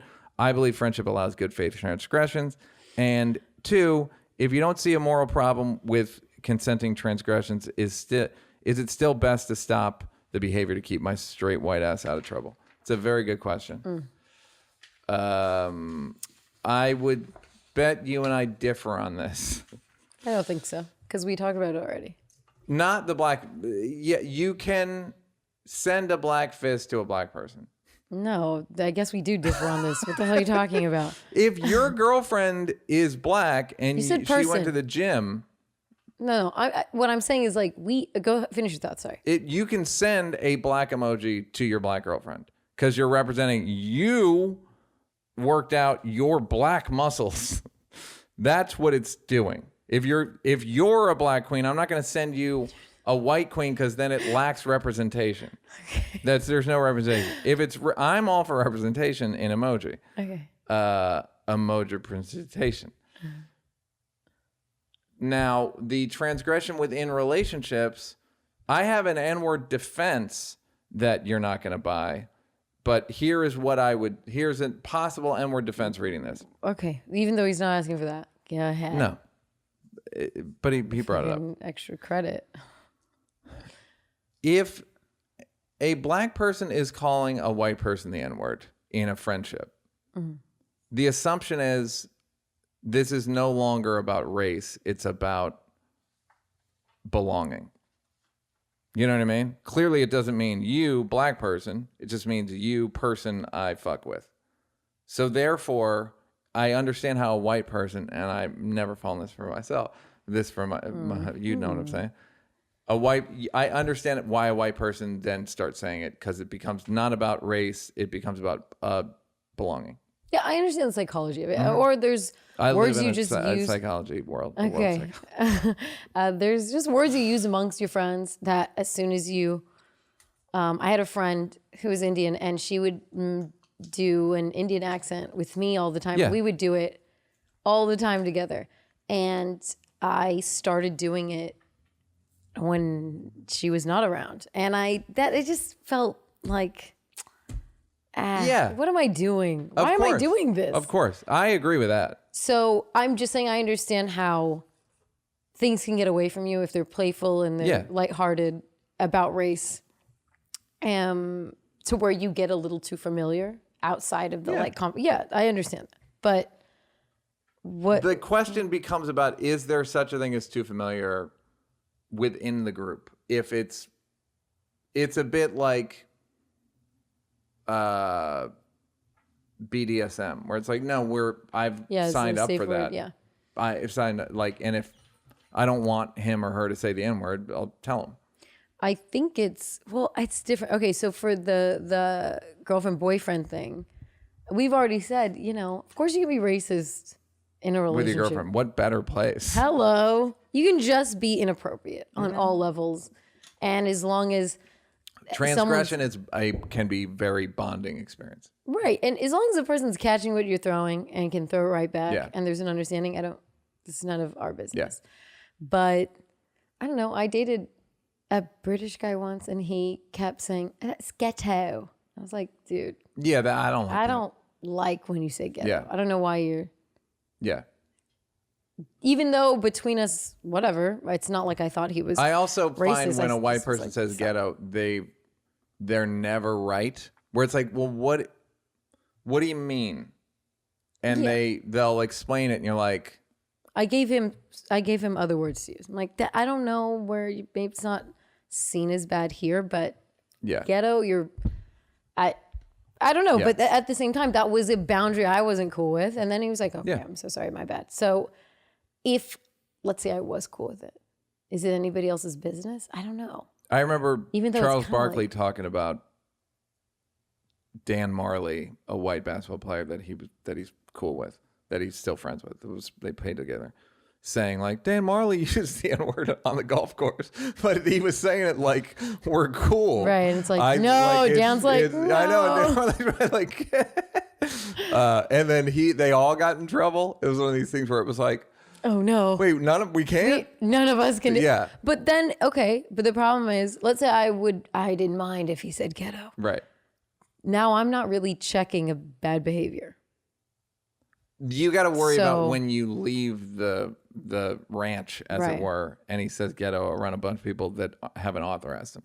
So that's the problem. So do we just, let's not get into a bad habit. What? I'm all about setting habits. Bianca was messing with her papers on that, and she got her desk in order. Yeah, I think it's a case-by-case basis, but I think the Asian woman, do you know about Face ID? It makes it so Asian women can't open your phone. Also, I accidentally met a woman that berated me about my phone she went into. That's like not, first of all, I don't want to, that woman is susceptible to strep. Shut up. I'm not saying she's acting white, but she is susceptible to strep. And she's on her way to make a yoni egg video. Goodbye. You've got Hello, mail. my little Neely Wheelie and my big dog Bianca. Hi. I'm an every episode active listener. Active listener's taken off. I'd like to ask, how the capital fuck do I stop offending my girlfriend? I've come to the conclusion that she's really sensitive and or insecure. This doesn't overshadow how important she is to me and how much she brings to my life. We want the same things out of significant others. We're loyal, honest, passionate, and absolute best friends. However, I offend her constantly, and this is important, but really trivial things. I was surprised she didn't know who Neil Young was, or when apartment searching, I dislike a place she liked. Oh God. Let me read that again. I was surprised she didn't know who Neil Young was, or when apartment searching, I dislike a place she liked. She gets completely deflated and thinks that I think she's dumb and takes my differing opinions as personal attacks. Can't figure this out. Simply not speaking isn't an option. What the fuck do I do? I love you guys and never miss an episode. Let me know if you can need more personal inflation to include this episode. As what a a lady, nightmare. what do you say? Nightmare. What a nightmare. Yeah. Constant, no, who the fuck wants to offend someone when you're trying to have a good time? That's Bianca? like losing. That's like playing with the ball and then it ends up on the roof. Can't play with the ball anymore. But it's worse than that. It's like playing tag, and anytime you tag the person, they cry and say that you offended them. And This is a nightmare. The point of being in a relationship, half of it is just to be on the same page and laugh. At least that's the goal, in my opinion. And she's why is she so brittle? Also, what happened? Was there not signs she was this sensitive? Sensitive people don't come out of nowhere. I think there are things that you put up with in the beginning and you just think they're going to go away. They're never going away. Oh. They're never going away. They're baby's kids. Shut up. They don't die, they multiply. You're not going to, this is the thing I've come to. Okay. Women are just wildly sensitive. I've started thinking that women are weightless and men are gravity. So you just constantly like. Oh no! What do you mean? Of course you don't. Of course you're never. You guys never. believe I in, really do agree with you on a lot of things. You believe in horoscopes. You believe in like fucking goofy airborne shit. Like I just think that with a man and a woman, I think long distance relationships can just goofy shit relative to men. I just think you are excluding men from thinking about all this shit. I think horoscopes 80-20 women to men. That's fine, but the horoscopes are neither here nor there on this shit. I would suggest that you're more likely to find a woman who's sensitive than a man who's sensitive. Really? I personally would argue that, yes. That is so. I fundamentally disagree with that. Yeah. So you're just dealing with a woman automatically is going to be more sensitive, and the expectations. My expectations of my male friends are nothing, and their expectations of me are nothing. When I'm in a relationship with a woman, the expectations are roughly 40 times what they are with my next closest relationship. But I mean, I sometimes, and you've done this before, where you kind of project how it is in your sexual dating relationship, and you compare, well, with men, they're like this, but you're not fucking or dating Trayvon, you know? Of course not. And that's the difference. Yeah, but I'm saying you don't have good intel on how sensitive men are. You know what I mean? Because To sometimes date, absolutely. I So, know. but what I mean, you say it with such certainty. Well, you make I it can such tell a man or a my woman thing. expectations. I'm putting my expectations of a woman I'm dating, sleeping with, and versus their expectations of me. Yeah, And there's there's a huge disparity. big Yeah. disparity. No, I understand that. That's and I don't know where I am. Maybe I'm low, maybe I'm high, but that's the thing that guys, the adjustment for men is that you're even just walking to the store. It's like, I got it with a woman. I got to like, if there's a thing, if there's bushes, I got to say, and like women can read into everything. Whereas men just don't read into much. Women read everything as a referendum on how he feels about you. It's that joke I used to do about like, you're not ready to be a father. And it was pulling the, like, well, how the fuck did this happen? That's the difference between men and women in my experience. And as a guy, you have to know that going in. So I guess the reason why I don't see it like that is because I think both sexes, I don't think it's a sex thing, which I think you do more so because of Gender, you mean? Gender thing. I think it's if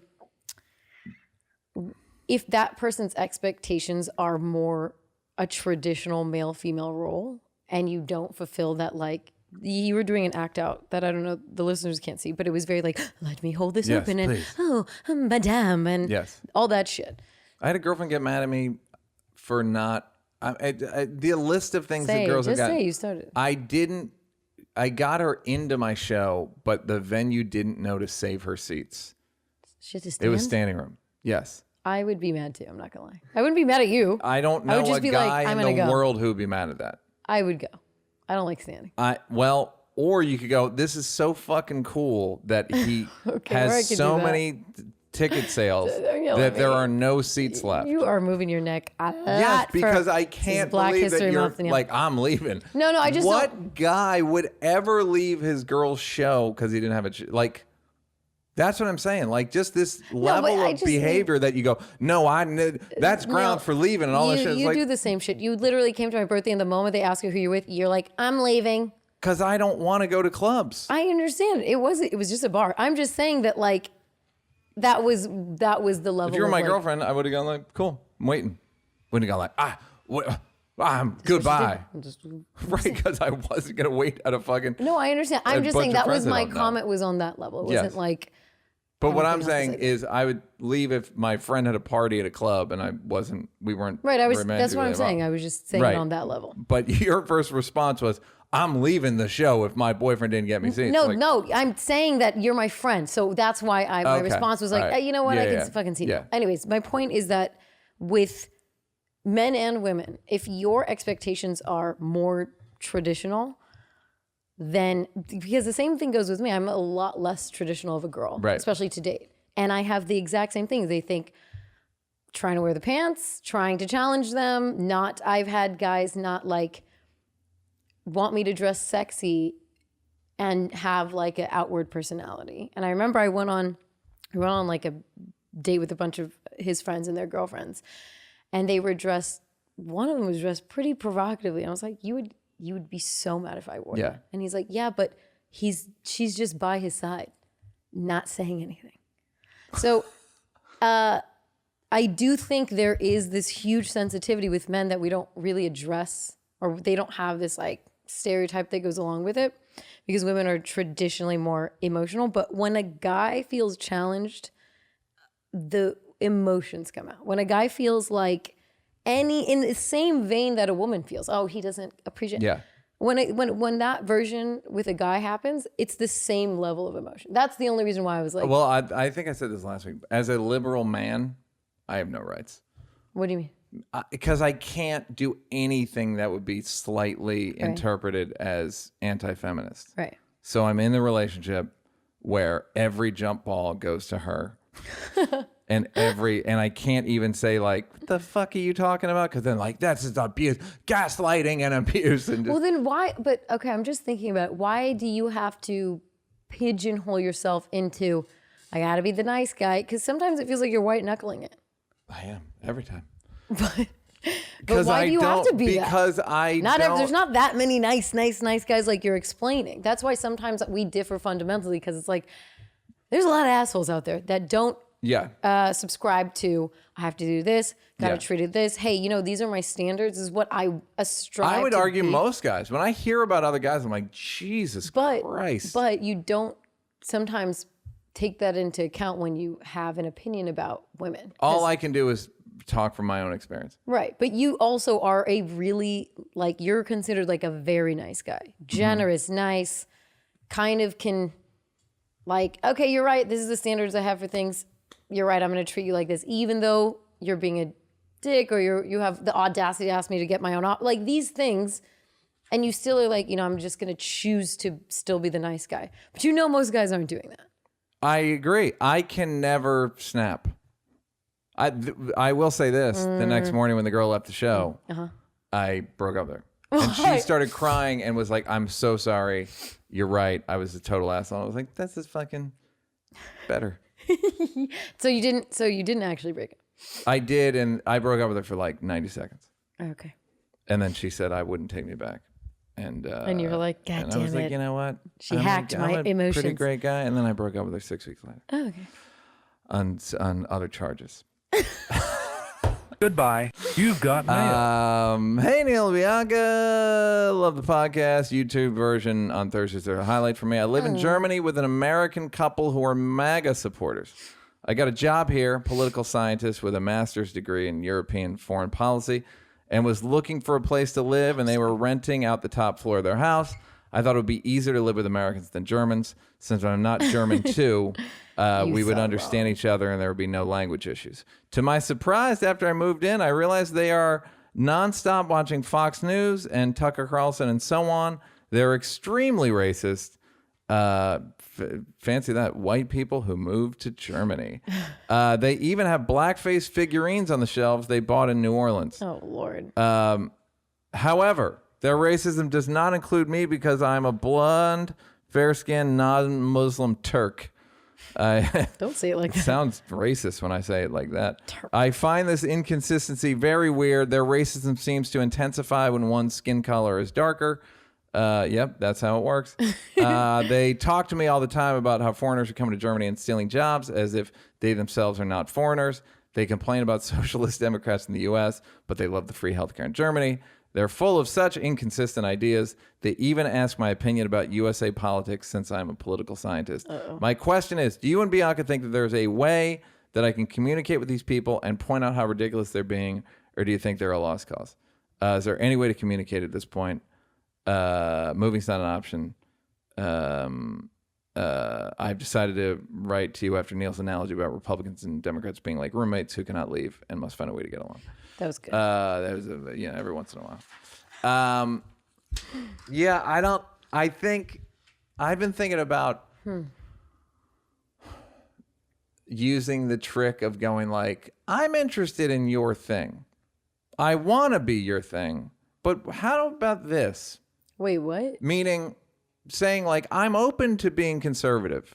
Okay. But I can't figure out a way to justify being anti-socialism, but pro Military, medicine, pro or this, whatever, everything anything, pro free medicine, pro Medicare for all. How can you explain it to me in a way that I can understand it? You're right. And then let them lose. Let me tell you something. Every time you do that, every time you give, always, because I think people feel more empowered fighting against somebody. But when you just give them a floor, it's like when Rick Ingraham would always try to like sniff out Trump supporters in the audience. It's like, what's your favorite policy of Trump's? Nothing. Yeah. And it was always very funny because that's a point and everybody laughs and blah, blah. And they can't say Muslim in the wall. Yeah, it's generally. Yeah, that's what it is. Yeah. But yeah, so it's Muslim it's on a the Wall good idea. Coming this Friday on CBS Premium Platinum on Paramount Denzel. Mountain. What? Yeah, no, that's a good tactic. Yeah, I've never done it, but I've thought about it as like I want to start doing it because my first instinct is to get mad and want to yell. And then I'm like, no, let's try to use some jujitsu and see what they say. Adam Schiff was on Frank's podcast, and he said someone came up to him in the airport. He's like, a lot of feedback in the airport. And he goes, the guy was like, hey, this collusion stuff, you can be honest with me. It's bullshit, right? And Schiff was like, well, imagine if Hillary Clinton, if Chelsea gotten an email that said, we have dirt on Trump and this is part of our campaign to help you. And he just laid it out as Hillary. And the guy was like, yeah, you're right. Everything is a time to kill the closing argument. Yeah. Now imagine now she was Hillary. white. Yeah, you're absolutely right. And then it's like, oh my God, what the... Boing. Neal's glasses just fell off. Yeah. Also, just like just try to engage. Say like I want to follow your things. I can't figure out. Can you explain that to me? Because it looks like contradictory, but maybe I'm seeing it wrong. It's funny when she said that thing about the racism doesn't include her. When I was getting bought out of a place a long time ago, and for the last few months, the landlord let us Airbnb it. Mm-hmm. And there was a lady, she was an older white lady, who was coming to LA to make it in Hollywood. She was 45, and she was from Australia. Thank you, Oscars. I got another extra. Thanks, Oscar. And so everything she said was extremely racist, but 10 degrees in the different hemisphere. Like latitude, longitude, not black people. She's like, I just hate the Indian accent. It's just so terrible. Yeah. And me and my roommate, who are black women. Yeah. I just told her one night, I'm like, she would hate us. But she just was born in a different hemisphere. Yeah. It's just the local. So I'm like, the local team. It's like the local team and the local enemy. I'm like, run, Who Turk, are we for? lady. All right, we're for that. Who are we against? All right, I can do that. Yep, when we say that we pretend it's their accent. Okay, cool. And they're against our way of life, even though we both live in houses next door to each other. And we use the same septic system. And okay, cool. Goodbye. This is a good one. You've got mail. Neal Bianca, thanks for taking the time to read my emails in the past. It makes the listeners more invested in your podcast than others. Hey. Shots fired. Don't know at who. I'm in the military and was the direct supervisor of one of the first trans soldiers in the Army. He was treated very well, and the information was kept confidential to the point that most people thought he was a small guy and not someone transitioning to male. Small guy. A small emotional man. Okay. I could go on and about how well he was treated, but I wanted to address both of you asking why any trans person would join the military. They pay for the transition. Got it. Bada bing, bada boom. There you go. All the hormones, all the surgeries, all the mental health appointments, all of it. I can't imagine how expensive years worth of testosterone, weekly therapy, and one of two surgeries would be, or one or two surgeries. The person I knew joined the Army as a female and left as a male at zero cost. I mean, you want your ads right there. Oh, weirdly The Army. Weirdly progressive for the Army. Yeah. I think it's a bunch of shit. I think it's like that, and they're beating up the trans. I think both happen. In Iran, it's seen as a mental health condition, Problem. and it's free to transition. It's like, okay, where do you want to go? Yeah, I made the you're mistake. trapped in your brain. I made the mistake of saying that it was a mental health condition on some podcast 10 years ago, and that didn't go good. No. But so it is considered a mental health condition. It's basically like you're born in the wrong body. Choose which body you want to be in. Okay, cool. Let's go. The lady in the Dale brought into sharper relief that transitioning is a nightmare. I wouldn't wish wanting to be the desire to transition. I wouldn't wish it on my worst enemy. I would rather them watch the Ashton. No. It wasn't me commercial. No. I would truly rather have. I know. It looks like it's just awful. Yeah. So our heart goes out to you. Goodbye. You've got mail. Hey, Binky in the Brain. Neal, it was interesting to listen to you describe how your panic attacks. This guy basically just said that he thanked us for talking about mental health shit. You welcome. It's like you can't do it. He said the podcast has helped me overcome my fear of treating this disorder with drugs, prescription, and otherwise. I'm still figuring out what works, but the process is started, and I have to thank you for these occasional good days. Nobody talks about mental health except for me and Charlemagne. 40 times more popular. Goodbye. Hey, Neal and Binky. Been a feeler since day one. Ooh. Throw the YouTube full up on that big screen and work at home. I love that. I like it. Shit kicking. This is a good one. I was surprised last podcast when Binky talked about daughters and fathers who have never met. Then they meet as adults and end up hooking up. I thought this was the case. Once in a blue moon, but guess not. I dated a girl, both of us 32, and after a year, she told me a shocking story. Oh my God, what? She had sex with her biological father she'd never met before several times over a 2-week trip to finally meet him. Oh my God. She told me she was 22 at the time of the trip. They had talked online many times beforehand and started flirting then. The night she met him, they had sex. She said she bought lingerie with her, and his eyes were just like hers. She gave me more TMI than I needed, like she looked back on it fondly. Oh my God. She said he had a daughter from another marriage, just a little younger than her, and they called each other sisters right away. God knows how that would have went if she did not tell her mother that day she got back, like they had even more in common. You can already tell we are not dealing with the brightest bulb, and her mother called him. I guess she told the mom. Why would... The whole thing blew up, and that's all she said. I tried to put it in the back of my mind. We saw each other for another year after. Yeah, you really put it deep in the back of your mind. Keep going. And broke up organically over her wanting to get married and have kids that day. Kids that day. Haha. I was not wanting kids till way down the road. You also got to worry about, of course, her fucking the kids. That's a big worry that you got to. And then this one, it's called Young Masturbation. This is just another section of his letter. I had another girlfriend that said at 9 or 10 she was climbing a pole outside somewhere on a playground, and it happened. Said she climbed that pole every day for a long time. Funny thing is, later in life she became a stripper. Crazy world. Crazy world.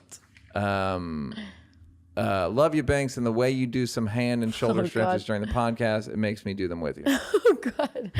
There's this P.S. going to see Tom Segura in West Palm Beach at the Improv February 16th. Florida, just don't care, but I'm taking my Fiji water to go. Look, guys, don't promote other comedians out here. I don't want to hear about it. Tom. I don't want to hear about these other bums. Dude, gross. It's creeping me. It's disgusting. Yeah. Thank God I had a very normal, as a child, relationship with my dad, because I don't know, the things I've read after our podcast, I wanted to make sure that wasn't nonsense. And it's like a weird psychological thing. People love themselves. It's of course they want to fuck a version of themselves.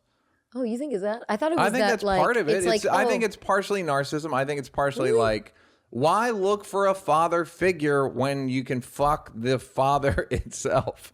Why fuck a metaphor when you can fuck the object? Like, I'm personally not into it, but I get it. Really, I don't even get it. I can get it. Advocate. No, I just thought the way families bond and connect when you don't have that at a young age, that family bond becomes They're perverted. bonded one way or the other. Okay. We can do this the easy way or the hard way. Oh, it's so weird to hear. The lingerie part's wild. Dude. And I just also stopped at the good part, and then the mom called the dad. Yeah, I mean, but all the way. Also, how do you tell the mom, like, hey, remember Richard? Remember that guy Richard you dated? I fucked him. Oh my God. So you know how I have daddy issues? Okay. I think they're either gonna get way better or way worse. Because I fucked daddy. Goodbye. You've got mail. Okay, here's one. Okay, greetings, Neal and Banks. Thanks for sharing all your stories about ayahuasca. I'm a 48-year-old white guy in Atlanta, and I've been curious for some time. Atlanta. And may have an opportunity in the future to try some ayahuasca when I come to LA. I've talked about it at length with my partner, and she is hesitant. Her main point is this: Americans want a quick fix for everything. She understands the insights that both of you are sharing and how impactful it can be, but she questions whether or not you and others are doing the work of deep diving into your I issues. found myself doing deeper and deeper dives. I relayed your experiences with what I think has been lifelong therapy, Neal, and all the modalities and medications you're on, enough to share with us listeners. She doesn't deny those things, but after watching one of the recent Unwell Netflix episodes about Aya, she further questions whether Aya is being administered in ways that the original shaman intended. First of all, there's no original shaman. And also, I like how she says, like, There are Americans. There's original.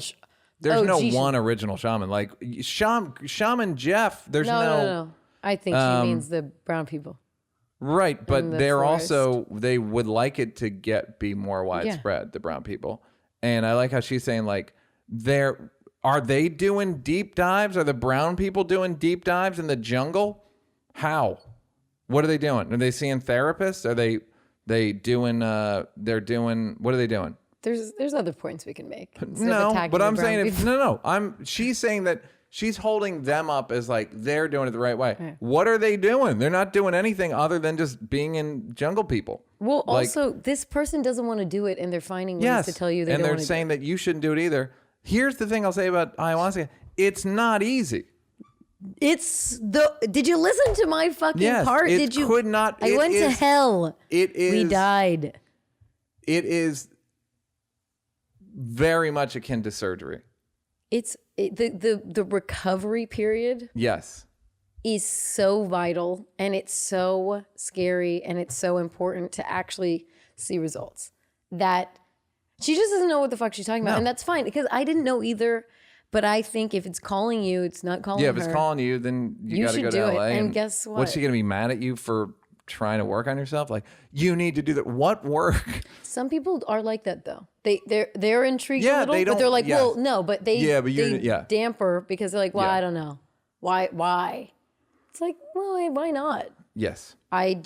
She doesn't want to do it. You're you have to go absolutely with her. right. She doesn't want to do it. She's being a hater. She's being a hater. And it's, the good news, it's not easy. It's not an easy thing to do. We made it sound especially me, because the first time was like very joyous, that it's like ecstasy or something, or MDMA or Molly or whatever, depending on how old you are.